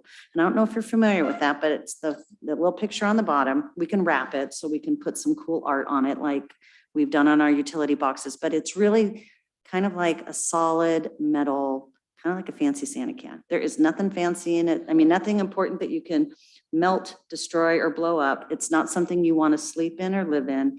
And they're really, we're going to try it here, and we're really excited about that because it's something that might be able to be done in other locations once we get there. It's Portland Loo, in case you're looking that up. But there'll be a new plaza, new gathering, new restroom, fencing, and then the cool part is that the whole park is going to be nature play. So the improvements that we make are going to make it feel like you're out playing in the woods. And that's really what Wards Lake is all about. It's, like I said, it's all these natural areas that we really want to teach people how important these spaces are. And you can play in a safe way, but utilizing, you know, natural improvements. So that's going to be cool for our playground. The second area is we're going to be putting in a 10-foot wide spine trail that goes from the playground to the Oak Prairie and then all the way down to the end of the park, which you can see on the, let's say it's the northwest side of it, pardon me, southwest side of it, even though Mother Nature faces a different way. But you'll be able to get from one end of the park to the other in a safe, open area. You'll have beautiful views of the lake, and throughout the park, it's really quite pretty. And so that will be another addition as well. We will be creating these new entry areas that are more open. Right now, it's really at the end of a street and it's very heavily vegetated, so you don't know what you're walking into. So we'll be opening that up, limiting up vegetation. We're not planning to take out trees or anything like that, but just to open them up so these little hubs so you can meet your friend at the corner and go into the park. So we'll be having new sidewalk access areas. And then this is the BMX track. And this is an area that's already been disturbed. It used to be, there's kind of an abandoned house and there was an old church. And right now it's just, it's all sort of been, let's say disturbed. It's not our native areas, but we're gonna be opening it up and do this BMX track. So you'll have a place to come and ride and play. And we found there's been great success there. We heard from the neighbors. There's not a lot of sidewalks and there's not a lot of places to ride your bikes. It's heavily, there's a lot of housing. There's mobile home parks, there's apartments, there's a lot of old housing in the city. So we heard that there wasn't a lot of places kids could ride their bikes. So they want to come to the park and ride their bikes. So this will be a good way of incorporating that activity there. The reason for the trails throughout the park and the views is that we heard from our folks from the International District. We did a focus group and a couple of meetings in that area. They really wanted someplace safe and peaceful and pretty, with just a place to walk in a natural area. So we've really been trying to incorporate the needs of the neighborhood and the needs of the park users in the design. And then the last thing that we'll be doing is creating a new neighborhood access point, and it'll be a little neighborhood park. Those folks that live down on this end would have to come all the way around to get to the park or tromp through some really heavily vegetated stuff. So we're really creating a little neighborhood park here at the end so that all the folks that live in that area will have an open space. It'll be the gateway to the BMX track, but also just a place to go and have a picnic in your neighborhood. So that's phase 2. Mr. Mayor. Hey, a couple of questions. Could you go back? So, when the land purchase is eventually completed, the Yes. long-term goal would be to try to run a boardwalk or a trail if you could. Yeah, the idea is to do. And Yeah. expand the I would- trail. Yeah, it would probably be, I'll use my little clicker here. So this is the area, oh, it doesn't work well on that. Can you do it up here? Oh, if we look up here. So this is the area we're talking about, right around here. So the idea is we'll have this loop trail right here. Oh, And then what we could do is figure out a way of getting, it's quite wet, but a way of connecting here so that you could really get loops all through. Okay. But right now it's, there's a slope here on this side, so it could be a boardwalk, it could be a trail. It just depends on what we're allowed to do that close to that wetland area. But it would be primarily very passive use through this area. So this is the famous pump track. Famous pump track's right up here. Oh, This that's up there. This is a pump Okay. track. So this is like more like a little playground feature that'll be by the playground. So you could, come and bring your kids and play on the playground, ride your little bike right here. This is like a BMX track. So you'll see it's long and there's more movement there, more opportunities to ride. The pump track's like the one at Springbrook. It's really more of a small little area that's more of a playground area. Oh, they are, okay. Yeah, that's paved. Okay. It's kind of a little paved area. This will be, So this is native like bike, materials. BMX guys, Jump over a hill. the X stuff that- game guys paradise Correct. park here. Mhm. Okay. Yeah, and it's kind of interesting because this is the road that goes, if here's the 84th and it kind of ends right here. And there's a pretty steep hill that goes down here. So that's kind of fun. So there's topography here that can be used that'll make it kind of exciting to ride. And it's because it's already disturbed, so to speak. It's just tons of ivy and things on area that's clear. You're not going to go through and ruin. So I hear natural. people talk about, like if they want to trail ride locally, I see trail ride, or Mhm. they go to Swan Creek Park, I Yes. think, or something. Very similar. This would be similar Very similar. or a little bit, I'm assuming that's bigger, but I don't know. They're bigger. Swan Creek's bigger, but Okay. ours will be better. And the other thing that Swan Creek did besides the BMX, they also created a dog park, and they had a huge homeless issue out there in their woods. And so that's kind of how they've used, because you want to bring positive people in to do positive things, Right. and that takes the nonsense away. So those are two proven opportunities to use an open space area that, Okay, so when I hear BMX, does that have regional appeal, and then do you have parking problems? Welcome to the world of Well, parking. you're going to have parking down here now. Okay, And you're gonna have more parking up here, and there'll be a way you can connect on this little spine trail. I mean, do you anticipate that there'll be people from out of area coming? Yeah. Okay. Yeah, the closest BMX track is probably 13 miles away, and the next one's in Gig Harbor, and so people will come here and play. Excellent, Yeah. good, thank you. So just to, oh, I'm sorry.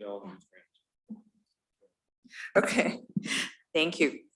So my question is will there be planned in the future events there? Is there access and places for us to do events for that area? So not everything is always at Fort Stellicon, those kinds of things. Absolutely. So probably not to the extent that we would have Fort Stellicon, because the site isn't set up that way, but absolutely more programming for this area.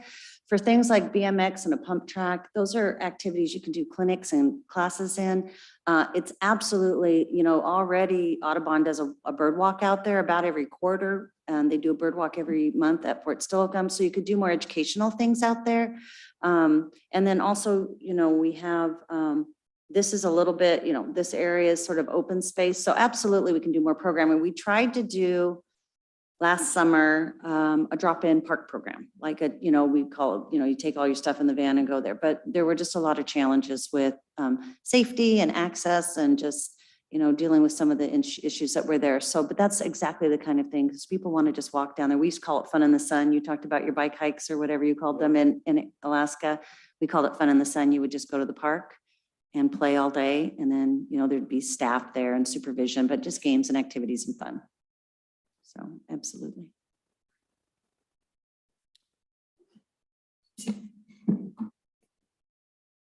Kind of as a side, does the state of Washington have, or anyone else, but really the state of Washington have an easement to pump the water off the freeway in towards Lake? They do have, water does flow from the freeway in towards Lake, and so I'm not sure about their access. I'm sure they have some kind of easement, but Tacoma manages the stormwater that runs through there. City of Tacoma does. It would seem there may be looking beyond parks grants, Mm-hmm. that there may be stormwater and environmental remediation money available from other jurisdictions because that isn't our stormwater. And it's really a stormwater pond, but Correct. we call it a lake, ask for money for environmental reasons. Great idea.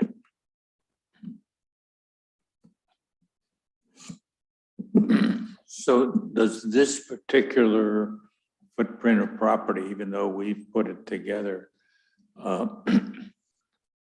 does it have any history? Are there any historical elements to this particular location and this site? I know that there was a plane crash there that happened up near the playground area. I don't know a lot about it. There was someone that came to the city, gosh, many, many years ago that asked if we were going to put a plaque out there. And they had, I think I have a copy of an old, something like that. And we, at the time, we weren't in that process of doing that. And I had suggested they might talk to the Historical Society because I didn't know much about the history.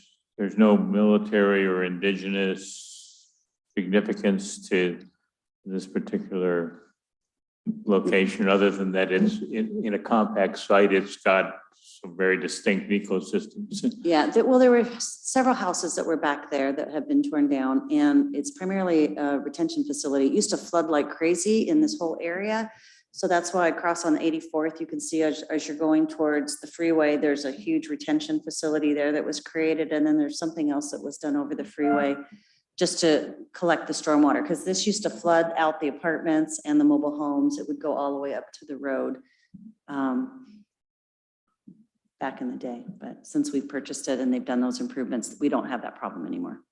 But tons of vegetation growth. That was the other thing that the neighbors and folks would like to see it. They want to see it like a lake, right? Lakes turn into prairies eventually if you let them grow. So, so that's something, that could be looked at with stormwater, doing some of that removal of vegetation to provide more capacity, but it seems to have enough capacity now, so. And is the potential for fishing significant, or is there not really much Well, there? I wouldn't suggest fishing in something that's runoff, but when we first purchased it, there were a lot of folks that would be out there fishing, just like at Wahop Lake. They fish for perch and fish, sunfish, I think they call them. But there's no, you can fish if you'd like to. Some people just fish for fun. Catch and release, absolutely. Yeah. So just to finish up real quick. So again, there's these beautiful conifer forests out there. We're going to be opening things up. There's an oak prairie. There's a couple of oak prairies, we call it, or oak groves that we'll be preserving and doing some interpretive work out. The water quality is good. And then there's just beautiful birds. So that was something that really came out of the all of our planning meetings, and the ideas is that people love to go there and do bird watching. So there's, I think, 64 different species that have been identified through the Audubon webpage. And so it's cool. It's beautiful. This heron I see every time I go.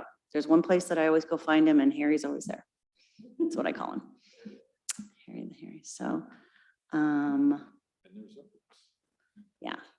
And then just the final thing that was in your packet, I am always looking for resources. I'm always looking for ways to support or to protect our general fund. And we're really strategic in how we utilize one grant to match another because you can't use them unless there's certain things. So we're really good about that. Super great news I just got today is that Words Lake, there's a 50% match for every grant. And so Words Lake, in the past, we'd been on a list to get a 10% match, but this year they said that based on census or something, we didn't qualify for it. So we challenged them, sent them a bunch of information. We just got word today that we can go back to a 10% match, which means I can ask for more money and it costs the city less. So we'll be looking at the improvements that we're making and make sure that we have good budget set up so that we can we'll still be just doing what we're going to be doing, but doing that. And then the last one, you talked about pickleball courts. This was a grant. It's through the Youth Athletic Fund. It's something that came up sort of towards the deadline for grants. But the basketball court is in dismal shape. It's over 50 years old. It's not standard size. Nobody ever uses it. The above ground skateboard park was put in about 15 years ago because there's a real active group there, no longer there. And it's also in a bit of, life cycle. And every single conversation that I have everywhere I go is about pickleball. We don't have a pickleball court in Lakewood. And we don't have any. So we're going to be switching this over and turning this into pickleball courts, which will be great. It'll activate Harry Todd Park as well. It's an area and that can help our local businesses down there. I think if the YMCA wants to put in pickleball courts, their issue is that it's private area and they're limited to their, individuals who get to use it. So that would be a way to maybe have them generate more use, but that would be a great place for it. But we can put in 4 pickleball courts on 2 tennis courts. So yeah, it's a thing. It's a big deal. So we're going to be asking council on your next agenda to authorize. It's just you have to give us permission to apply for grants, which you've done a million times, but you have to officially sign a resolution that says we can keep applying for grants. So yeah. So that's my presentation. You have an application here dated December 20. Which application is this? Oh, it's a template that they have. What did I show you? Oh, that was a form. Uh-huh. Mhm. What were you talking, where does it say 2020? And then at the end, it's Oh, the signature down here at the approved list bottom. of form. Oh, that's Okay. they approved that in 2020. Okay. They gave us the template. We just, Brianna the city clerk put it in the right format. So didn't you already did you make your presentations I with did. the state already? Yeah. How'd that go? Fabulous. Fabulous. Of course it did. You do 3 in a row, right? Or something, you just bang them out, or Yeah. do you do them? at They're different pretty good at times? scheduling them for us so that it's convenient, and it's all virtual now, so it's not too hard. But we did our presentations. 2 of them were live and 2 of them, the BMX. So the BMX we can get an extra 350,000 if we call that a youth athletic fund project. So we try and pull those things out that are those are not, you don't do presentations for those. That's all just written. So we have some suggestions to add to it. So when do you find the scores out? The next deadline's mid-July. We do our presentations in August, and then they will usually share the data in mid-September, early October. We'll know where we're at on the list. And then it's really on us then to talk to our legislative delegation to make sure that each of these funds, right? And one is WWRP, helping out recreation. Yeah, there's Washington Recreation and Parks projects. That's local parks. We have YAF, which is Youth Athletic Fund, and that's a separate fund. That's how come we're able to match them. And then Land and Water Conservation Fund, which comes from the National Park Service. And so that's, again, because they're state and separate, we can match them. Okay, so, but that's the thing, when we talk to our legislative delegation or we go forward with our legislative agenda, we want, because they determine the level. If the governor comes out with a thing and says, there's a list of 100 parks projects, and I don't know, umpteen years ago, they funded almost all of them. But most years, the governor comes out and says, well, I'll do the first 30. And then they go in their and the legislature works through it and they do Right. 50 or something. We just want to make sure they're adequately funding. Now, if we're at the top of the list, hooray, we just mention it. Yeah, But if we're 30th, right. If we're down the list a little bit, correct, because there's a formula. State parks gets this much and this much goes to trails and a little bit goes to Mhm. boating. And so there's a formula. So what we would come to you is say, when you're talking with the legislative folks, say we want to have this fund, these projects funded at the $80 million level. So that means that our projects would make sure that they were fully funded or whatever that level might be. And sometimes there's advocacy groups that are recommending a certain dollar amount.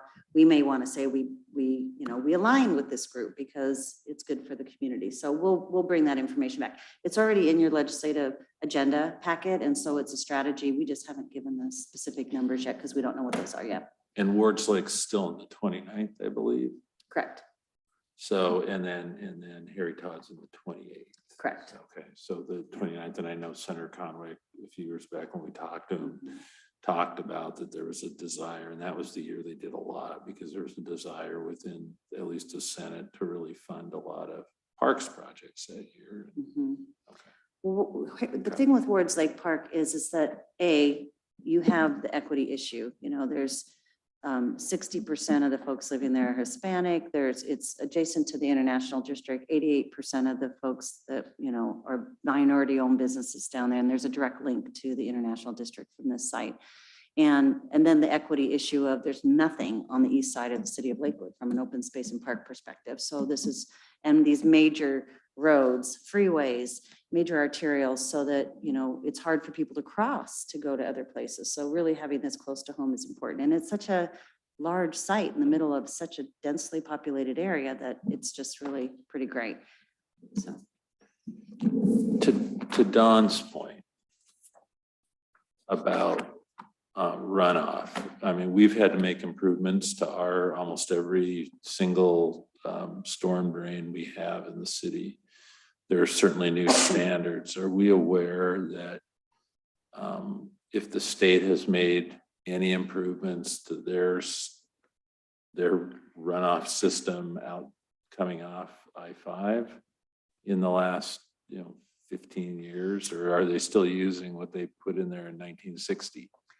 No, because of those, they were part of the conversations that the city of Tacoma put in these new retaining features. One's on 84th and the other one's on the other side by Hosmer.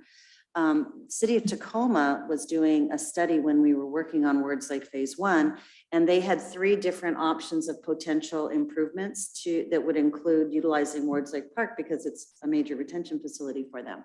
So we worked with them on that. We were part of the design team that worked through the process, and we selected the design that would have put a trail around the whole loop of Wards Lake because that would match our needs for maintenance, access, and recreation. So we've worked with them. They've since tabled that conversation. I don't think they're doing any major improvements. I think they figured they had capacity, but we're at the table. We know who to talk to, and we are part of the team that when and if they get there, they'll come back and talk to us about it. So, but they do have the ability to make improvements to that retention facility. There's a weir that's right up at, on the Levitts or the Lakewood Cinema side that they control. So To the state or Tacoma? Tacoma, it's city of Tacoma. Yeah. The state contributes to it, but it's Tacoma system.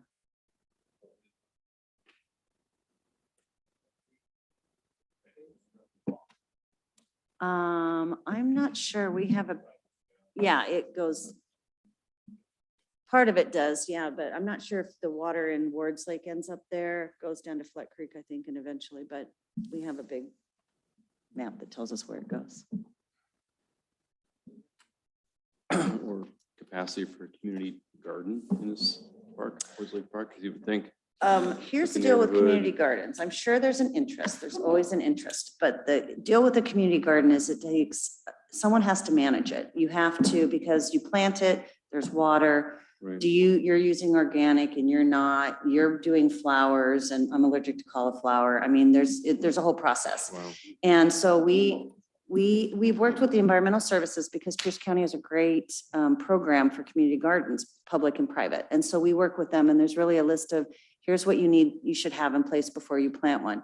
We've done this, we've seen it with school districts and churches, they plant them and they're great and someone's great and then someone wins the lottery and leaves town and then it looks like kind of an eyesore and it's a problem. So, and it can generate other problems. We don't want things that aren't maintained. So yes, it could be a great place for a community garden. Actually, I shouldn't say that. I don't think there's a lot of great places there for a community garden, maybe on that new neighborhood park side, but most of the folks up in that area have, I don't know. I mean, we'd address it if someone brought forward. I haven't heard that. The next big thing that we heard from is Harry Todd people want a dog park. That's a whole nother group of people that need to take care of something. So you can't just put up a fence, so. This is along the same lines as a community garden, so I didn't know if this still applies, but I've been reading a lot about pollinator gardens. Oh, yes, yes. So it's just a big field of flowers, but I mean, I love the idea, but I know it still takes maintenance, it still takes people, it still takes resources. Yeah, the park board actually is going to be learning about pollinators and gardens because it's really, you should be doing that anyway, native plants. I mean, you don't want to put a lot of pesticides, and pollinators are so important in our state, in our world. So we're going to be learning more about that. And there's ways of incorporating that within your landscape so that it doesn't just look like a rowdy, wildflowers look really pretty for about 3 weeks and then they look like weeds. So yeah, so we're learning about that, learning more about that.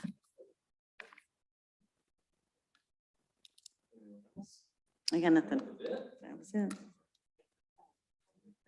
Great work, as always. Thank you. We appreciate it. Great overview and look forward to it. Thank you for staying, Mr. Gerwin. Well, thank you for your support. Thank you guys. Thank you. Yeah, you guys provide great support to our community. So why don't we take a 5-minute stretch break as we bring on our last topic area, which is going to be our body worn camera update. So Assistant Chief Unford will come on down. Why don't we just take 5 minutes, get a cup of coffee or a glass of water. We'll be right at it here at 8:55.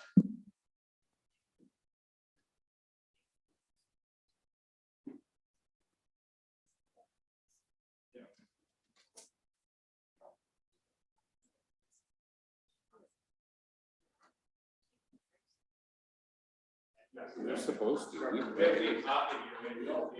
I don't know that they do much. I mean, I've been told to ask for they do community gardens. I think they should be helping us on Clover Creek.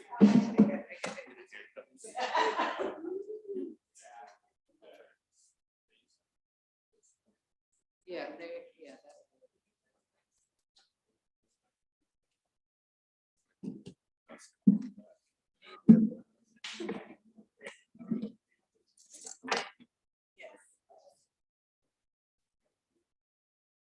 Do we still have that?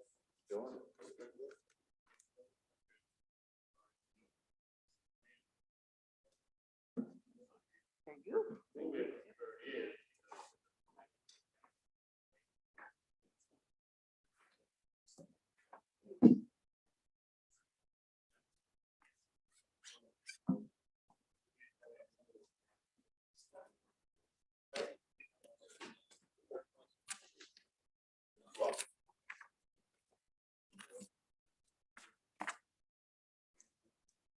Sit right here behind you. We're gonna do this.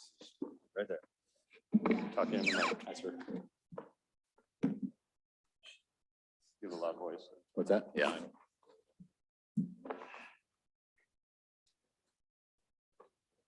City manager was congratulating you, which you haven't done yet because, well, I don't know why I need to be congratulated, but at least, hey, because the Habs won the Stanley Cup. I mentioned it when you walked in the door. You did? Here? Back there? Oh, because we were talking about the trophy and Oh. actually I think Eeks cut me off and Yeah, I started ragging on your team about breaking the drove because they dropped out. Yeah. They didn't break it, they stole a pen. I mean, come on. It'll buff out. Yeah, they immediately shipped it off to be repaired. That's how. And it was right at the end. Everybody had already skated around the ring, because that's kind of what they do. They kiss it and pass it off to each player. It's 34 pounds.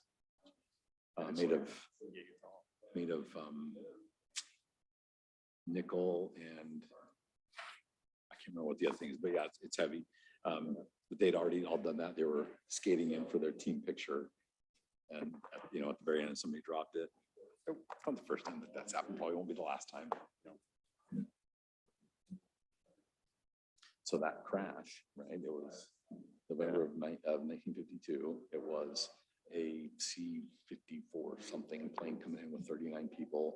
They were landing just after midnight at McCord. It was very, very foggy. So the pilot aborted the landing and powered up and lost engine power in one of the engines and couldn't see the 100-foot tall fir trees or evergreen trees. And he clipped those and ended up crashing by Ward's Lake, and 36 were killed instantly. They found 3 survivors and then 1 died shortly thereafter. So ended up, and they said the reason why it kind of fell out of history was because not too long after that, there was an even worse military crash in Moses Lake, where more people were killed. So kind of that ended up taking.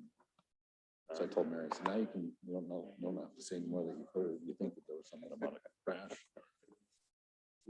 She said, she goes, no, and I go, well, I'm just really into history.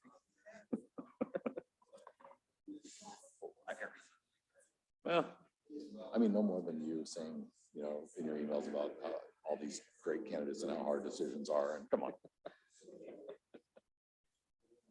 I had a problem. City manager pretended like he's like, wow, I didn't realize that many people died. I thought it was just a flight crew, but I'm like, come on. I just read this history book on Lakewood. Started from like, yeah, that's funny that Indian days. And I don't remember it mentioned that. I'm gonna have to look back through it, make sure. Yeah. Maybe you dozed off, just, you know, right when you were reading that first chapter. Also,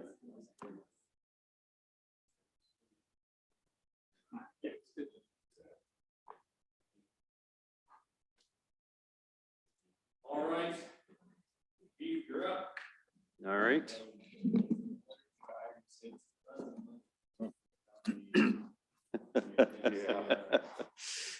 You're very optimistic.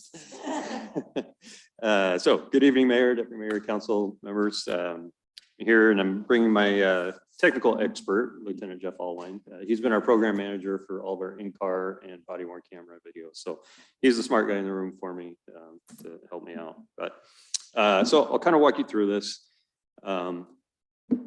So just the key points up front is Coban is the original company for the in-car video. They've been around since the 90s, VHS tapes in the back of patrol cars, and they got bought out by Safely. And that's who we started with, but really their product is not workable and we have not been able to resolve the issues.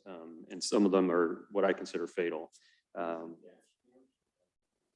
The body cams and the integration, but it's sort of affecting both.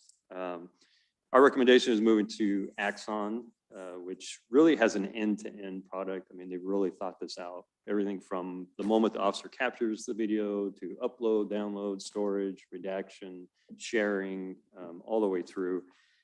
They really have it, you know, covered end-to-end. The other piece of it is that Axon makes Taser, and our Tasers are reaching their end of life. So we were going to put forth as part of our biennial budget request funds to replace all of our Tasers, and that gets wrapped into this proposal. And there are some other efficiencies and improvements that are gained with Axon that we'll talk about. So this is the sort of an order of precedence or significance is the issues that we're facing. So this audio drift. So the body cam is the microphone, and then the dash cam is the video until the officer steps out of the car, and then the body cam functions alone. But while the officer is in the car, the body cam microphone is collecting the audio for the dash cam video. The problem that we have faced with the Safely equipment is that there's a drift. So the audio track and the video track separate over the recording, and it's getting out to about 3 to 4 minutes. So when you initially start watching a video, you'll see the officer right after they turn on the video, they're responding to a call, and you'll hear them talking to somebody at the scene 3 minutes later, but the audio is at the beginning.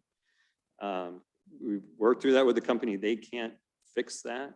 The only way that they suggest we can fix it is every officer is going to have to go through every video and manually click a mouse to align those.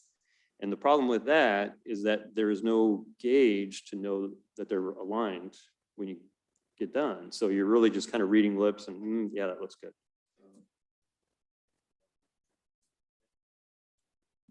Right.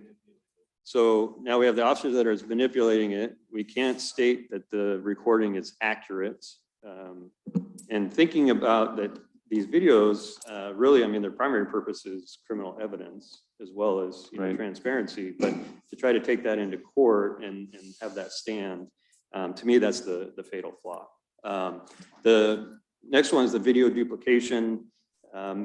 They still have not been able to fix that. So every time we upload a video, it's uploading twice. That's gonna, you know, we're doing a small pilot with only 16 cameras, or we were with the Safe Fleet. That's gonna kill us in the long run. And the other problem is with the Safe Fleet system, they have safeguards built into the server. We cannot delete videos. The only way you can do it is to shorten the retention to like 7 days and let one of them fall off. And it's designed that way so that you can't go in and accidentally delete or maliciously delete a video. But if you have duplicate videos, you can't delete it. And then the slow wireless upload, sometimes videos are taking an hour to upload, and that's just not workable. And then I'm gonna have Jeff talk about just the problems with the technical service or tech support or sort of lack thereof that we've had. Thank you. Their technical support division is open Monday through Friday, normal business hours. They're 2 hours ahead of us. So when I'm back here at 3 o'clock and 4 o'clock in the afternoon and I'm trying to troubleshoot an issue and I pick up the phone and call them, there's nobody there to answer the phone. So what I end up having to do is schedule these days where, okay, we're going to call and remote into your system, you know, tomorrow or the next day or whatever, whenever I can squeeze that in. And then they remote into my system and sometimes spend hours with me having to just sit there and watch them, you know, getting in and trying to resolve these issues from home. Also, you know, remoting in through my laptop so they can do that. They mean well, I think, but they just cannot solve these problems that Assistant Chief Unfred had mentioned. And just to back up a little bit on that audio drift, it's even worse than the way he made it sound, because actually I'm the only one that can go in and fix that audio drift. And so they walked me through it. And literally what they asked me to do was, do you see this button where it says 500 milliseconds? Click on that until so 500 milliseconds is a half a second. So in half a second increments, I have to try to draw the audio and the video together. And then every once in a while I have to stop and hit play on both of them and watch and go, nope, not yet. And then I have to go back and half second, half second, half second, half second. It's one of the most insane things that I have ever experienced. A lot of times they'll say, okay, we've solved your problem. Okay, great. And next day I go and within seconds of the first person getting in, nope, it's doing the same thing again. And then they have some other explanation for why that's happening. Well, maybe it was this, maybe it was that. And this has been going on from the moment that we launched the body cameras to the point where I was spending all day, every day as the patrol lieutenant. My primary function is patrol, and I have been able to do nothing but work on these all day long and run out to people's cars and pull their hard drives out and check them out and do this and do that and get their body cameras. It's just been an absolute nightmare. And I can tell you, I mean, I've seen, so the number of tickets that Jeff has, you know, printed out just for help tickets is about an inch or two thick, and they're still unresolved. I mean, they're still waiting because there's the tech support side and then there's the developer side. So tech support fixes something that's broke, developers fix the product that's broke, and so they kind of bounce back and forth in between them. And so that's why I think a lot of the issues just haven't been resolved. So. And it's not something that the average officer can just call them up and work through problems, because we have their systems are, and this is a combination of the in-car and the body cameras. The in-car systems are self-contained, so they can't remote directly into those systems. So what they have to do is they have to remote in to me, and then I have to run with my cell phone out to the car, and while I'm talking to them on the phone, do all the things that they asked me to do, and then come back inside the station and, okay, no, that didn't work. Okay, go back out to the car and do this. And it just is not workable.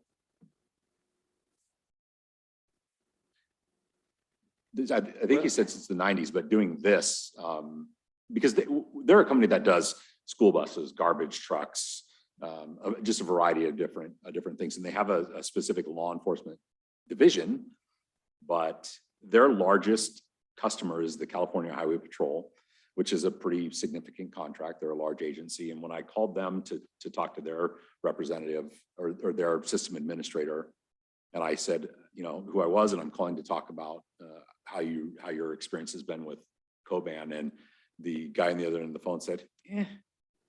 I mean, that was his response, and that was me trying to, okay, maybe there's something that I'm doing wrong here. And he's like, no, but they're such a big contract that they have their own technician assigned to them full time. So I think we have given maximum effort into trying to make it work, and it's just getting to a point where it's not improving and there's some fatal issues. So we started looking at the Axon product. It's a big company, it's a big name. They're completely law enforcement focused. And so this is kind of the quick product overview of the key components that we're looking at. The in-car video would be nearly identical to what we have now. So the body cam would be the microphone. It'd be 2 cameras, one forward facing, and then a second camera in the rear seat that has its own integrated microphone. And then we're looking at the Officer Safety Plan 7+. So they sort of package things together, but it would include a body cam for every officer that has GPS and real-time remote video viewing. So if the officer's away from the car, we can still track them from the body cam, and we can open up their camera. So if they're not answering their radio or something's happened, we can actually remote in and watch or see their camera. And then the tasers, they'll buy back our existing tasers and issue us the newer model tasers for all officers. And then the evidence.com is that storage and upload and downlink product, and would be unlimited cloud storage for all of our photo and video evidence. It's a lot. So that would be the in-car video, the body cameras, as well as all of our evidence photos that officers take. And we can also give citizens a link, and they can upload pictures or cell phone videos that they take, and it goes right up to evidence.com, and we don't have to mess with it. So from when we instituted the body worn cameras to the transition, what do you do with all that older data? Do we upload it to this new system so we have one stop shopping, so to speak, for those who are looking for the information? Looking at it from the storage perspective, one of the other problems with the previous system was that when anything was brought over to the legal side for public disclosure or for discovery, separate storage for that over on our side.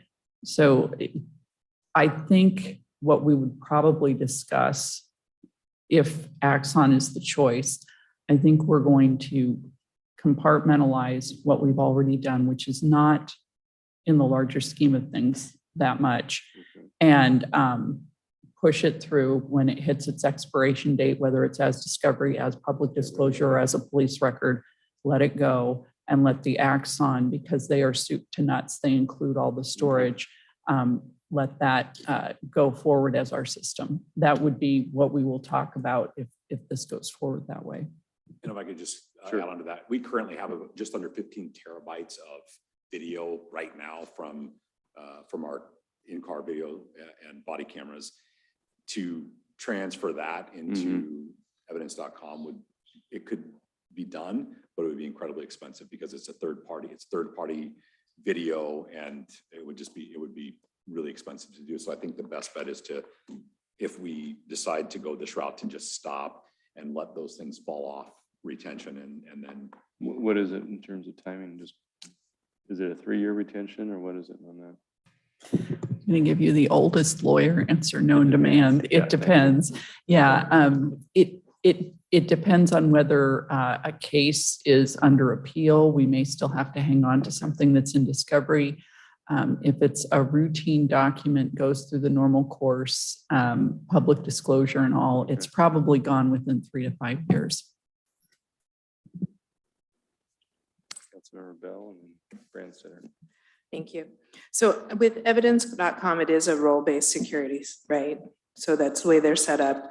And so it does allow for the flexibility for PDR. So I was just wanting to verify that. And because I know that when you use it, it depends on what your role is. So like a prosecutor could come in and pull information. And then like you were talking about, a resident could come in and input information. So it is the same, correct? Yes, and it's actually so much more advanced than Yeah. that. Like currently the Pierce County Prosecutor's Office has an evidence.com account. So when they need video, we can just send it to them directly through evidence.com. Same thing here, the city legal department would have access and they can share video without very easy to do. Same thing across the country. Any law enforcement agency in the country that has Axon, we can share video. So if they have a suspect in a case that we've arrested before and they want to see footage or whatever, we can share that with them. Yeah, so just with a few yeah, clicks. and I think it's really good to say about the role-based security because it gives the flexibility and it gives access to everybody from all the way up PD to the residents. So.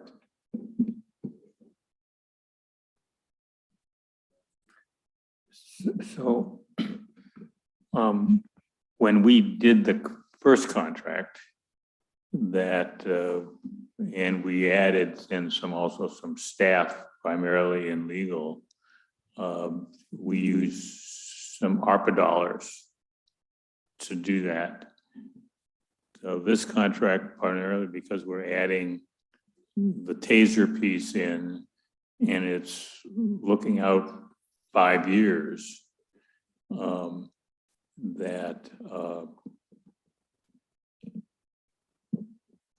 are you envisioning having some additional ARPA dollars in between now and 2026 and then the after 2026 going to the general fund, or how are you envisioning this working for ARPA dollars as we're trying to figure out what to do with the remaining 6 million of ARPA dollars that we haven't obligated yet?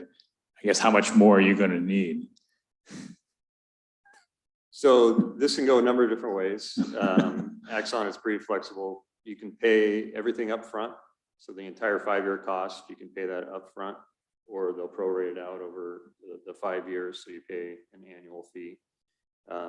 The legal assistant is separate from our proposal.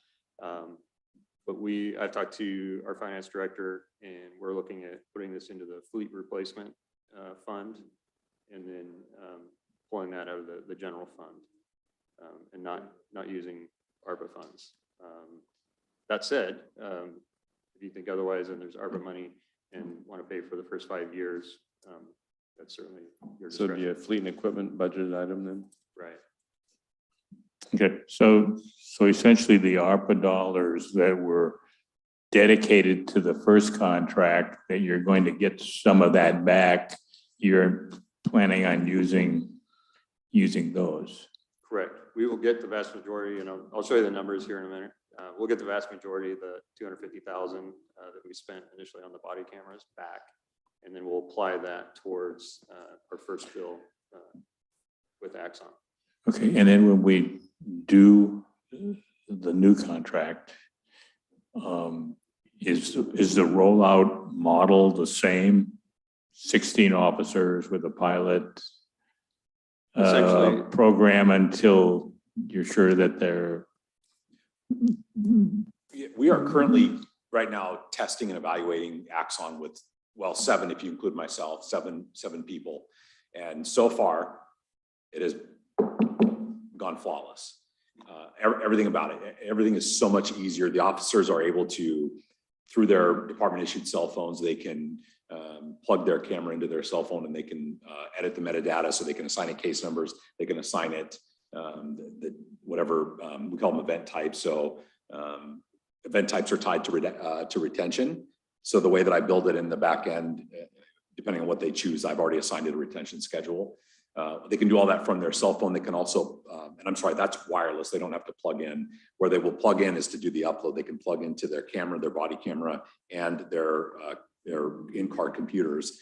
And they've already assigned everything on their cell phone. And it just, as soon as they plug it in, it just automatically uploads to the cloud. Or if they're at the station, they can drop it into it's called an 8-bay docking station, and they do it there. But so far it's been good. I do agree that as soon as we have a decision, and depending on what direction we go, we will likely get all of those same folks that were testing the co-band body cameras and have them test the Axon AB3s is what they're called, their current version of body camera. Okay, and then one of the elements talked about the Axon syndrome. If an officer does some of the things that activates his camera and his car, and it said that it would also activate any other cameras that are within 30 feet. Yes, sir. Does that work out if an officer's camera is activated and another officer arrives and comes within 30 feet of him? Does that automatically happen, or is that just one time instantaneously? Yeah, so each car will have what's called a signal unit in it. And it's relative, I mean, it's the size of your cell phone, actually even smaller, which is fantastic. That's the only hardware that goes into the cars. I guess I could have brought a sample of the co-band system and everything that's in there, but whatever we decide is a trigger, we'll set those cameras off. One will be they're turning on their emergency lights to the position 2 or higher. That will automatically turn their body camera on. It will also turn on the fleet system, the in-car system. Their taser, when they draw their taser from the holster via Bluetooth, that will activate their taser. So maybe they don't have time to start their body camera. They just have to jump out of their car and act. When they draw their taser, it will turn on their body camera. And as you said, anybody within 30 feet, roughly, that can change. If there's nothing blocking that signal, it could go, they say, up to a quarter of a mile, although it's pretty uncommon. It's generally going to be in that range of 30 feet. It will turn on everybody's. So everybody's arriving on a call together. It's going to turn on the first person that turns on their lights. It will activate their everybody's body camera. It will also activate because the city of Tacoma and Pierce County Sheriff's Department have Axon. If an officer is on a traffic stop and another deputy or a Tacoma officer just happens to be driving by at that time, it will activate that TPD officer or that Pierce County deputy's camera as well. Now there's a function on there. It's a 10-second basically accidental activation that as long as within 10 seconds they hit a sequence of buttons, it will just shut that camera off and say we didn't mean for it to come on, and there'll be nothing recorded, nothing saved. And there are a variety of triggers that you can have. It's just a matter of what's negotiated and agreed to. The other trigger that's available that's included with this is on the holster. So they put a magnetic sensor on the holster, and if you draw your firearm, it would trigger the camera system.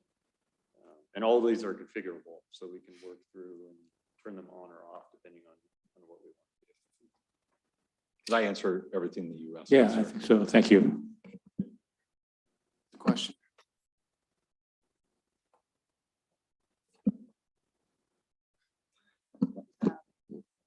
Thank you. I was just curious if you, Probably. so it sounds like it would be a good idea, a good thing, because if there's an officer out there by himself and another officer is passing by and it will trigger his camera, they could support you? I mean, if you needed help. Sure, yeah, absolutely. Yeah, I think that's a great idea. Yeah.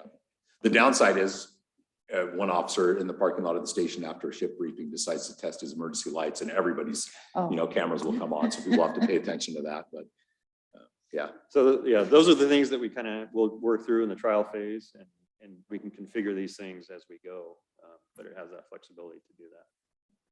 And just real quick on technical support for Axon, 7 days a week, 24 hours a day, to include just during the implementation of our test and evaluation phase. I have been on the phone at 7 or 8 o'clock in the evening at my desk with our implementation manager who's in Louisiana. And he's like, he'll send me I emailed him one night and said, hey, I know you're not going to see this till tomorrow, but here's the things that I'm wondering about. 2 minutes later, I had a Zoom invite, and he remoted in and spent the next 45 minutes to an hour with me, from his house, working through it. So they really put a lot of emphasis in technical support and customer service. So, I'm sorry. So I know you're going to talk about money a little bit more, but what are our decision points going to be? I mean,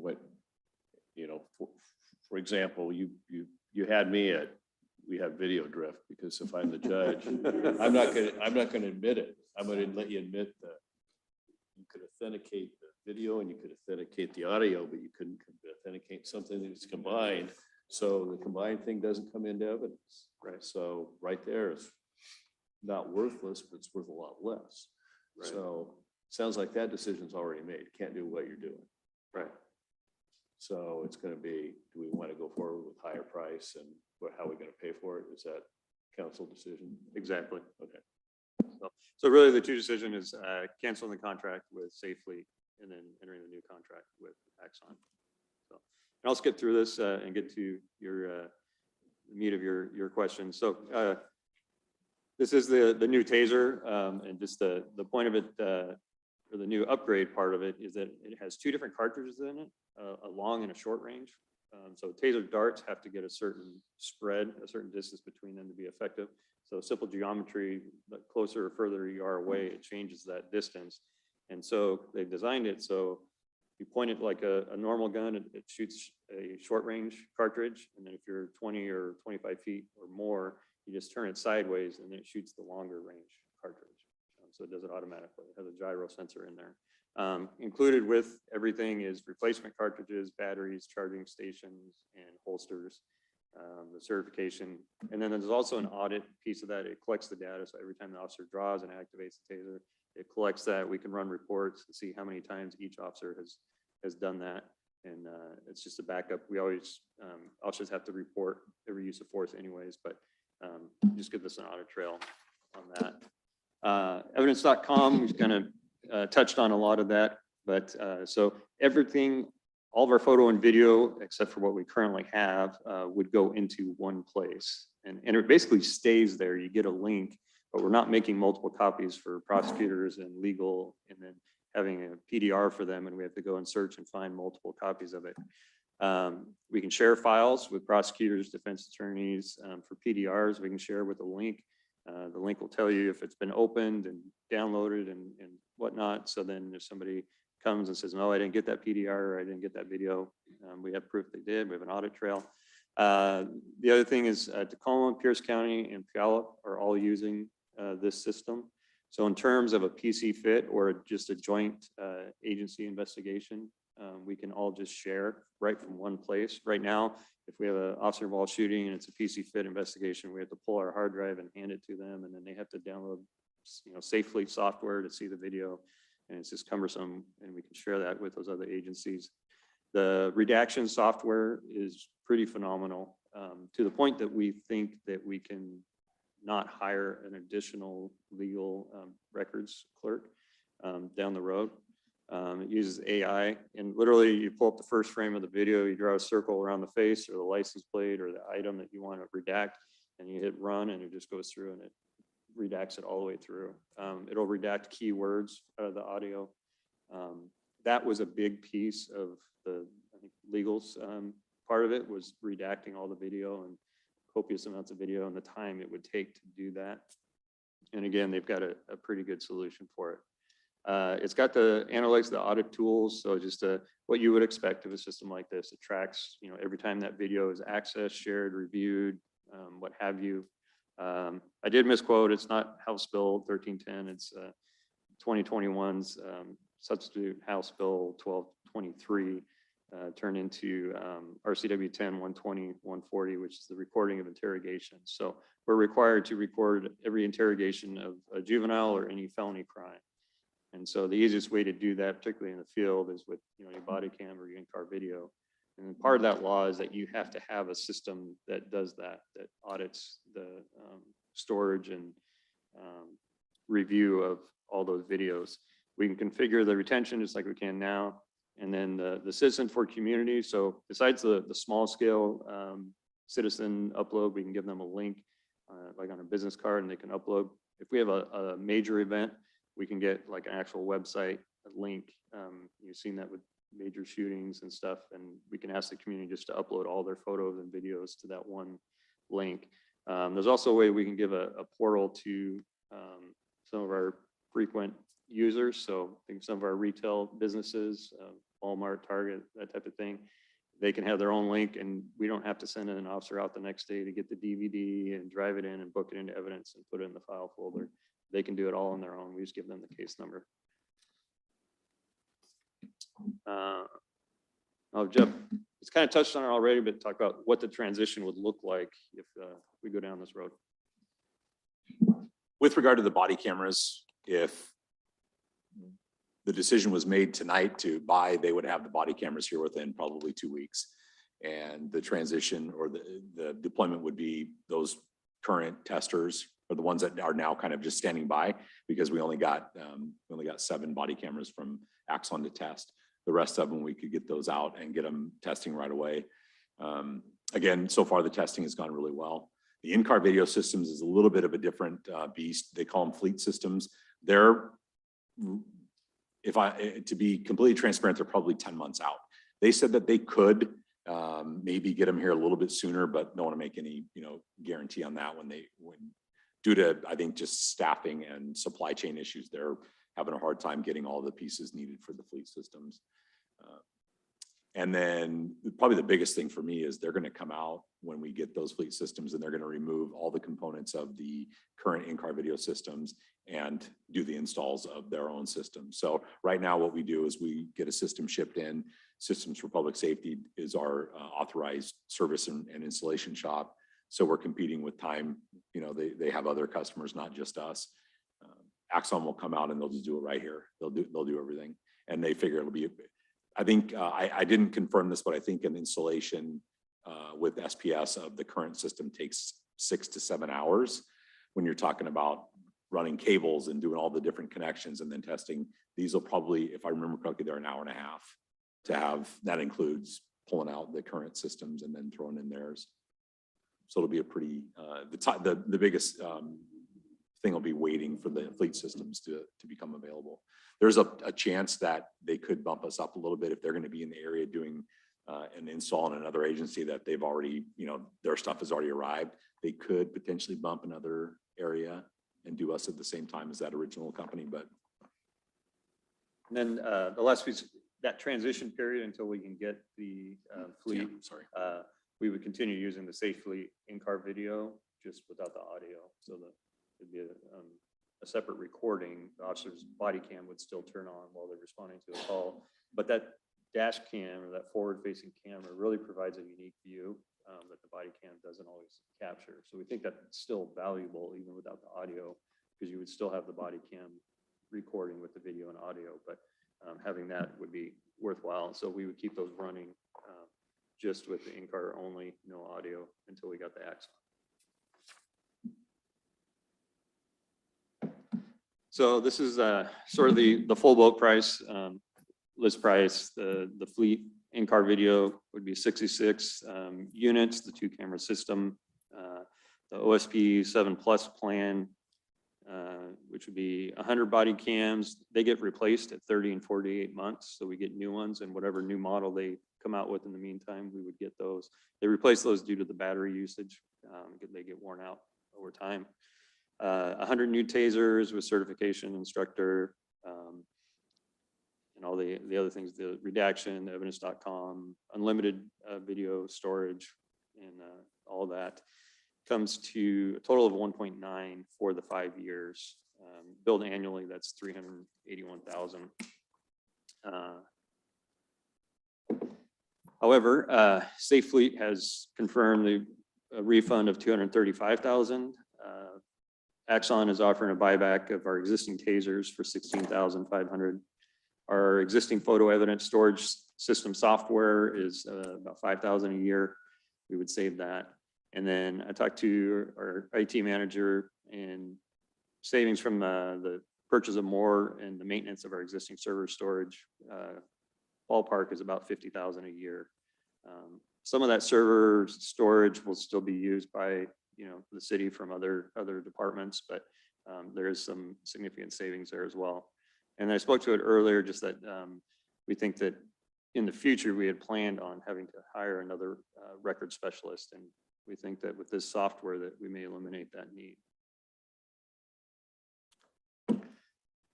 So if we adjust that total cost, applied the co-managed safe fleet refund to the 5-year cost, the server storage, the DigiOnQ is that photo storage, photo evidence storage, so 5,000 a year, 25,000. Comes down to an adjusted 5-year cost of 1.59 million, and then 319,000 billed annually.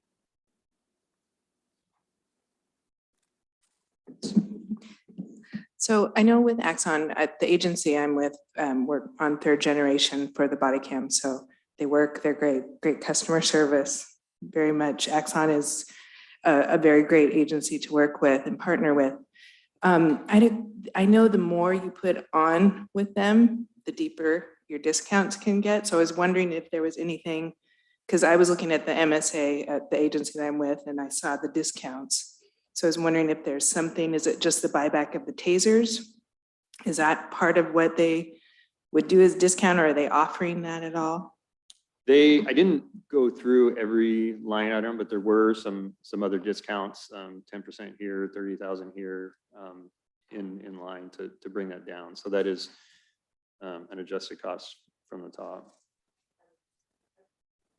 I just wondered if we could see it somewhere, just so I would just was. I don't And have it on the they, slide. I know that they send it sometimes too, and so I just was making sure. I just know that they do that, so I was making, that we take advantage of that. Sure, yeah, absolutely. It's in their quote, and I can send that out. I don't have it in my slides.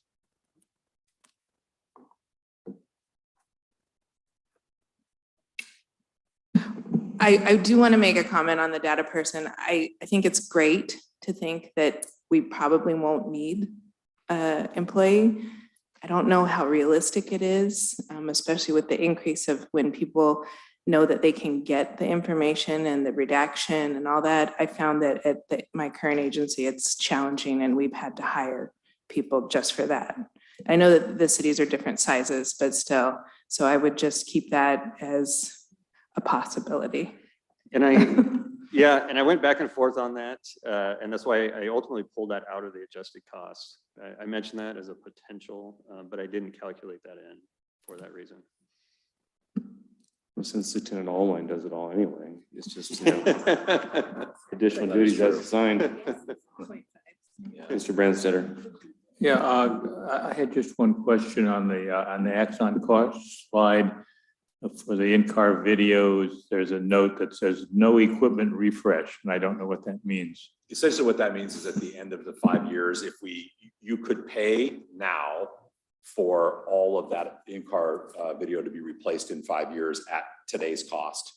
So it's kind of it's something that they throw out as a bonus. If you pay for upfront the equipment refresh, you get it at today's price instead of what it might be in 5 years. So that And you're recommending to not do that.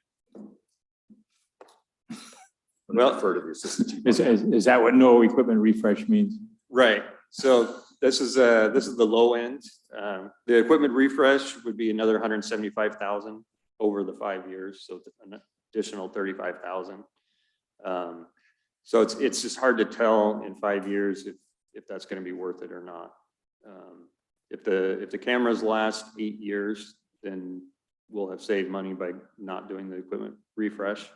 If they burn out before that, then we won't, but we just don't know until we get there. And if we add cars during the period of the contract, is there just a charge for each system that you add? If we go from 66 cars to 70 cars? Right. Yeah, so we just buy the equipment, and then if we need another license for evidence.com, then that would just be added on. It's a per user fee.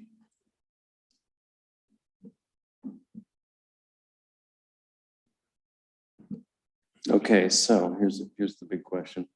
How do we get stuck with the first iteration? If these other agencies around the area were already doing Axon, how do we become Last Chance Charlie with the poor second fiddle product? You know, I tell people, you kind of have to look back in time. We're getting stung now because we were early adopters. of the video, okay. We had in-car video before anyone else did. We were fully fielded with in-car Got video it. before anyone else. When we did that, Axon was not making in-car video. And they weren't making a lot of the features with evidence.com that they were. So we were way ahead in front of everybody. And so when it came time for body cams, a year ago, we were fully fielded with in-car video. It made sense to go with them. Because they offered the body cam and, had everything with it. Now the product doesn't work. We're having to take another look at it. On the positive stroke side, so what work of genius does Walker help you with to get the money back? Is it a warranty claim issue or what?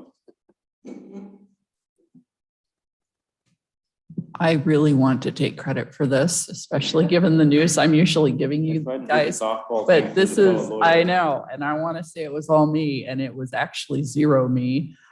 It would have come to me if they had had any issues, but I think part of what's going on is that the amount of work that Lieutenant Allwine put in with Coban, it sort of became evident to them that it was not going to be saved. And so my speculation is that their options were to make it kind of messy on the way out, or kind of pull back. They're a big enough company, they're diversified, and not get a black eye over it. That's my impression. These guys can correct me. We didn't have to fight too much. They offered up the rebate or refund.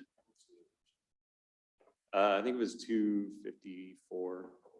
So about 15 or 20,000.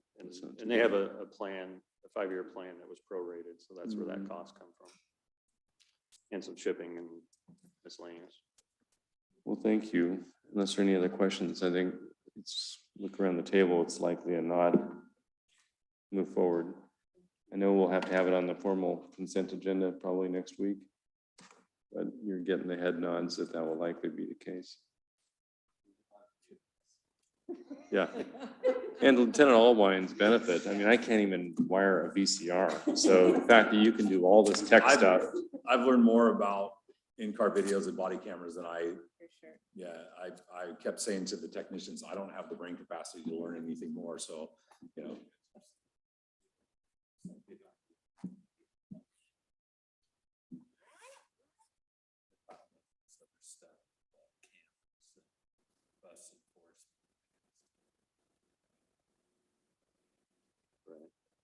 I think you'll be pleased with that. Yeah.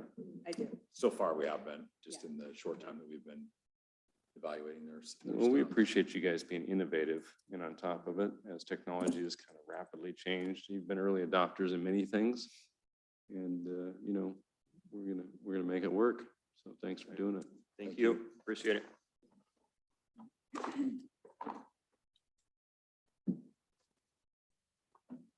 And if I need help with the VCR, Lieutenant Allwine, I'm gonna give you a call.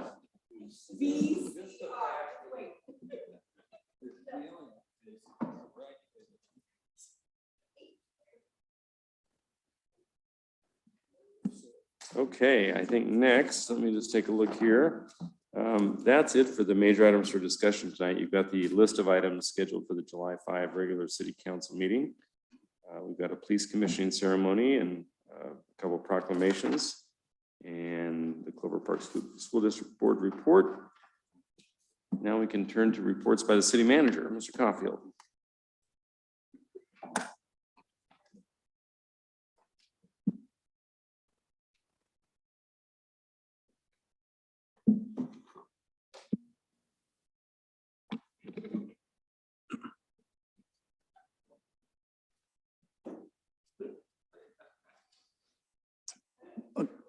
Good evening, Mayor, Deputy Mayor, council members. Just a few quick updates. Wanted to report that we heard from Congresswoman Strickland's office last week, and the House Appropriations Committee has moved our federal transportation project, the South Tacoma Way 80th to 88th project forward. So it's just another step in the process as it moves through first the House of Representatives and then the Senate. So we should view that as good news. So I just wanted to pass that on. I know Mr. Osworth was just up here a little earlier. Just a reminder that tomorrow the farmers market continues. Just want to say it's going gangbusters is a bit of an understatement. Both attendance and the vendor sales are actually through the roof across the board. There are actually vendors that are running out of product and things. Also, beginning tomorrow, overlapping between the farmers market is our first summer nights at the Pavilion concert. And that kicks off at 6:30. This is the first of 6 this summer. So tomorrow is June 28th, and then there are 3 in July on the 12th, 19th, and 26th, and then 2 in August on the 9th and the 16th. Also, as you heard from Ms. Dosworth, our city-sponsored outdoor day camps kicked off today and will continue for 8 weeks through August 19th, which shortly thereafter, I know the Clover Park School District starts up. I think the first day of school this year, or next year, is August 31st. Also wanted to let you know that the city and the West Pierce Fire and Rescue District are been working on the whole issue of communicating to the community about the discharge of fireworks, which is only on July 4th from 11 a.m. to 11 p.m. And I don't know if you got one, get a little postcard this weekend, just as a friendly reminder. Also, we're going to be doing some other outreach. We also will have extra police patrol units out on the 3rd, 4th, and the 5th, as we have in previous years. Also, West Pierce Fire and Rescue communicated that so far they have permitted 11 fireworks stands here in Lakewood. Typically, we'll have between 15 and 17 on any given year. And then so far, 1 fireworks show has been permitted, and it's some property owners around Gravelly Lake, so they'll have a fireworks show. I know there's some others that'll probably come through between now and next Monday, which is July 4th. So again, I just wanted to share. So that's all that I have.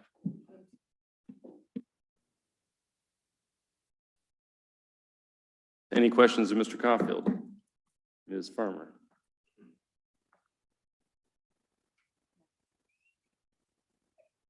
Oh, it's my turn in the barrel.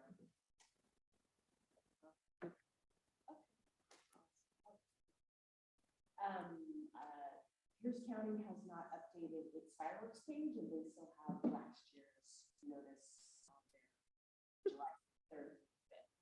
So, and all the Pierce County council members have already sent out their notices with a link to the page, and so the quicker we can get the page up. I'll reach out to Councilmember Bateson. Mr. Branstetter?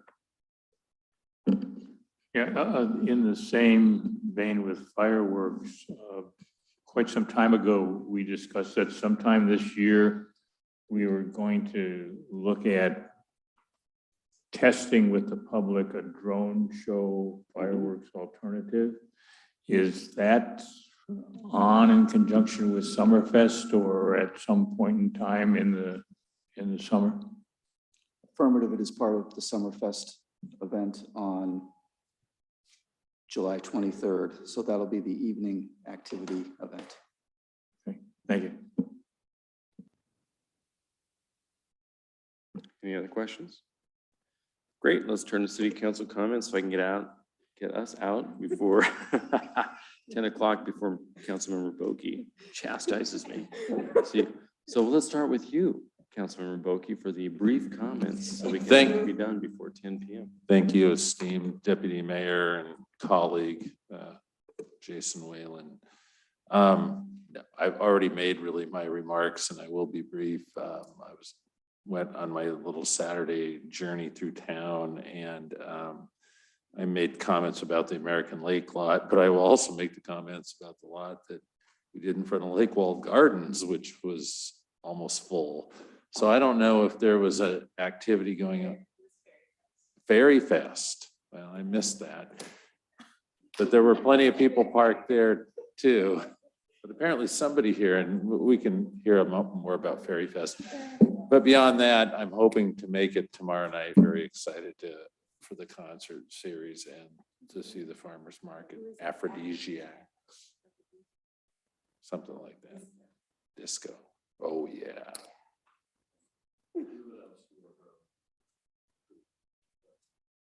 Oh, what time? 6:30. Okay. Thank you very much, and thank you very much, Deputy Whalen. You look very well rested. Thank you. He's not the deputy. I'll go back for another 2 weeks, so it'll do the same. Mr. Yeah, Councilmember Brandstetter. Yeah, go ahead and leave again. Exactly. Yeah. Same as Mayor. I did attend the AWC annual conference in Vancouver. That as conferences go, it was a lot of energy there because people were really glad to be able to be back in person and doing the things that you do. Variety of breakout sessions that and went through. But I guess if there was a single theme that in every day of the conference, and that essentially all of the keynote speakers spoke about, and they came up in a lot of concerns, was the issue of civility in public works over there. I mean, it was the key point of Lieutenant Governor Heck's address at the Quality Communities Luncheon and of others. And the theme that was stressed significantly is that, first of all, make sure that in consuls and in your group, that you have the civility there, okay? And then set the example for civility for the rest of the community that is interacting with you and others. I think we are doing well with that, but that's the concern about that was overarching, and it came up repeatedly each day of the conference in remarks of folks that had, and particularly that's going on off. So I was glad to say that others put themselves forward as bad examples. And not being able to go and do that. I think the other thing that I think would want to note, I know that the Lakewood Library Community Advisory Committee is scheduled to have their first meeting on this coming Thursday. I think it's appropriate to thank the city manager, whose influence with the library district ensured that these meetings are going to be open to the public, being able to go and do that. There's going to be a public input portal to be able to go and do that. And I think that his intercession and talking about how we've done things with other committees in Lakewood held sway with the folks there who initially were perhaps planning to be more closed doors and less transparent to move through to do that. So I thank Mr. Caulfield for his efforts in that regard. That's all I have. Thank you very much. Councilmember Farmer.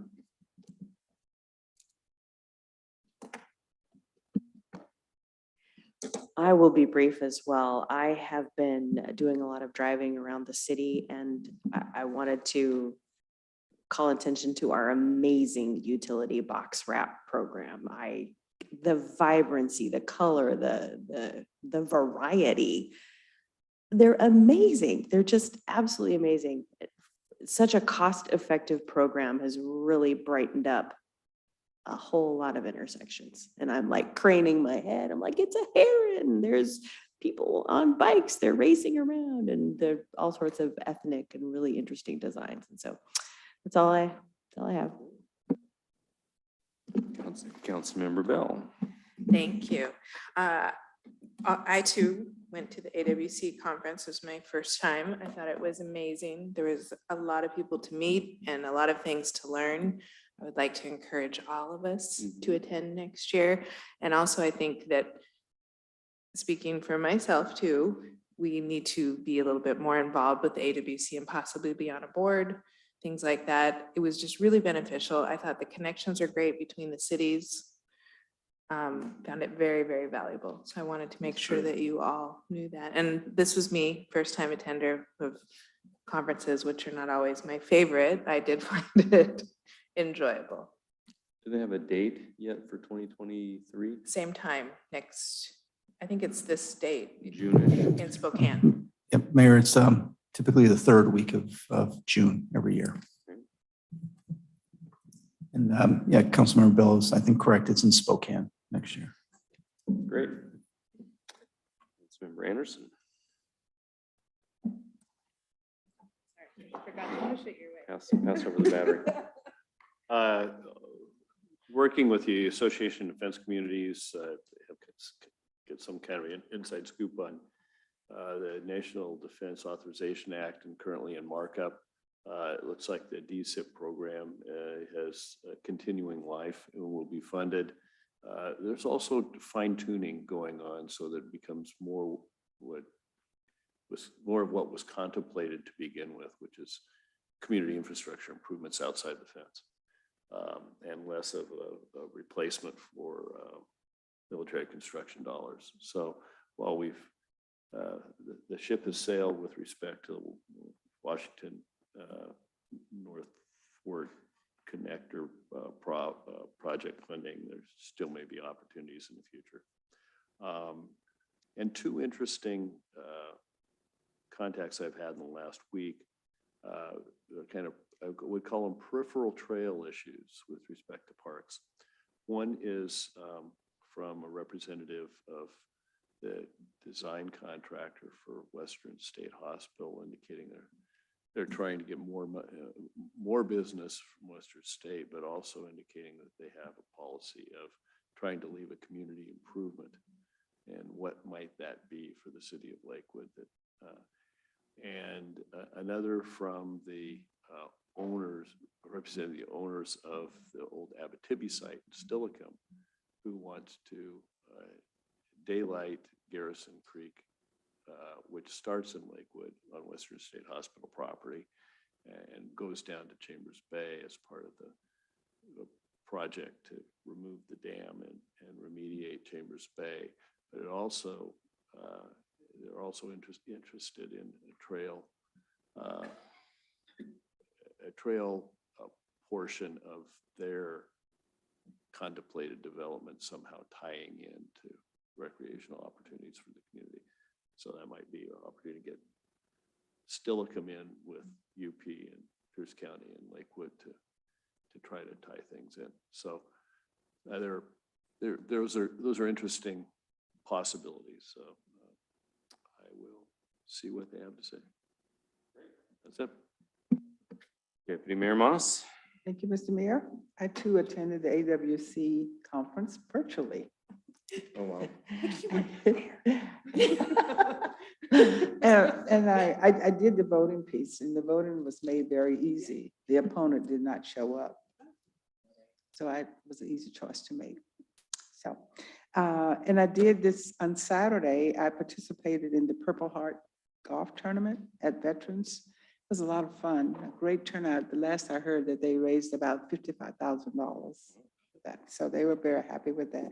And as I drove by American Lake, I saw quite a turnout there. It was pretty chaotic when I went through because everybody was coming in at the same time or leaving at the same time. So, but it was nice. I liked the parking lot the way it was and everything. So that's it. I hope, I mean, you know,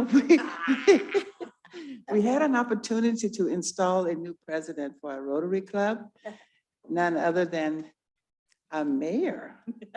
And it was really nice. They had the Hawaiian theme. They even had Hawaiian dancers coming in for this guy. They went way out.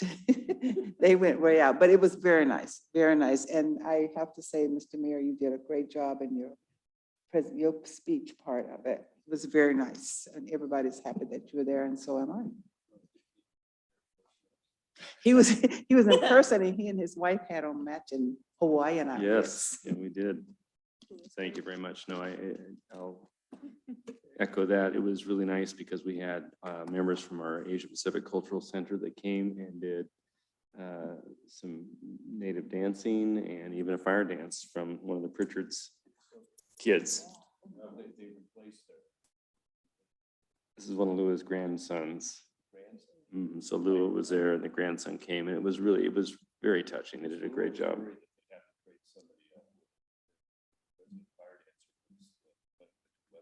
Yeah. Yeah, he was a nice young man, He so did a great job. did a great job. He was out practicing in the lawn, and then he came out of the bushes and the stuff was all aflame, and it was fun. Not the bushes, but the fire stick. So anyway, that was fun, and I look forward to a good year. This morning I attended the Community Leaders Breakfast with Lieutenant General Brunson at the home course, not the home course, or whatever the place is in DuPont, Eagles Pride. The various mayors from the local cities were there. We received an overview from the garrison commander about their ongoing concerns about housing and childcare affordability and access. So they also talked a little bit about additional work they're trying to do with the local agencies, including the Lakewood Police Department. They were very, very complimentary of our work with them in partnership with regard to issues impacting, on base and off base soldier activities and issues. So it was good information, well shared, and it was great to hear that they were so laudatory of Lakewood's work. Couple of things as I drove around the city this weekend. The new Nyanza roundabout has a pretty sizable crushed curb on the brand new roundabout. It almost looks like talcum powder. So it either got hit really hard or maybe it's not great concrete, I don't know, but it's a big swath. So maybe that will be taken care of at some point by the contractor. And then, do you know, Mr. Coughlin, when they're going to light up the intersection, the roundabout at Washington, the new one, and Gravelly Lake? I was looking to see how the art's lit up because it's all pretty much done. Just the lights weren't on the other day. Yeah, I don't know, Mayor, that they're still working through their punch list on a number of items. Got it. Okay. Other than that, I'll see you at the market and hopefully the concert tomorrow evening. Great work by Mary Dodsworth and her team and the parks folks tonight. Obviously, they're passionate about their work and they impact many, many residents very favorably. So that's all I have. We're adjourned.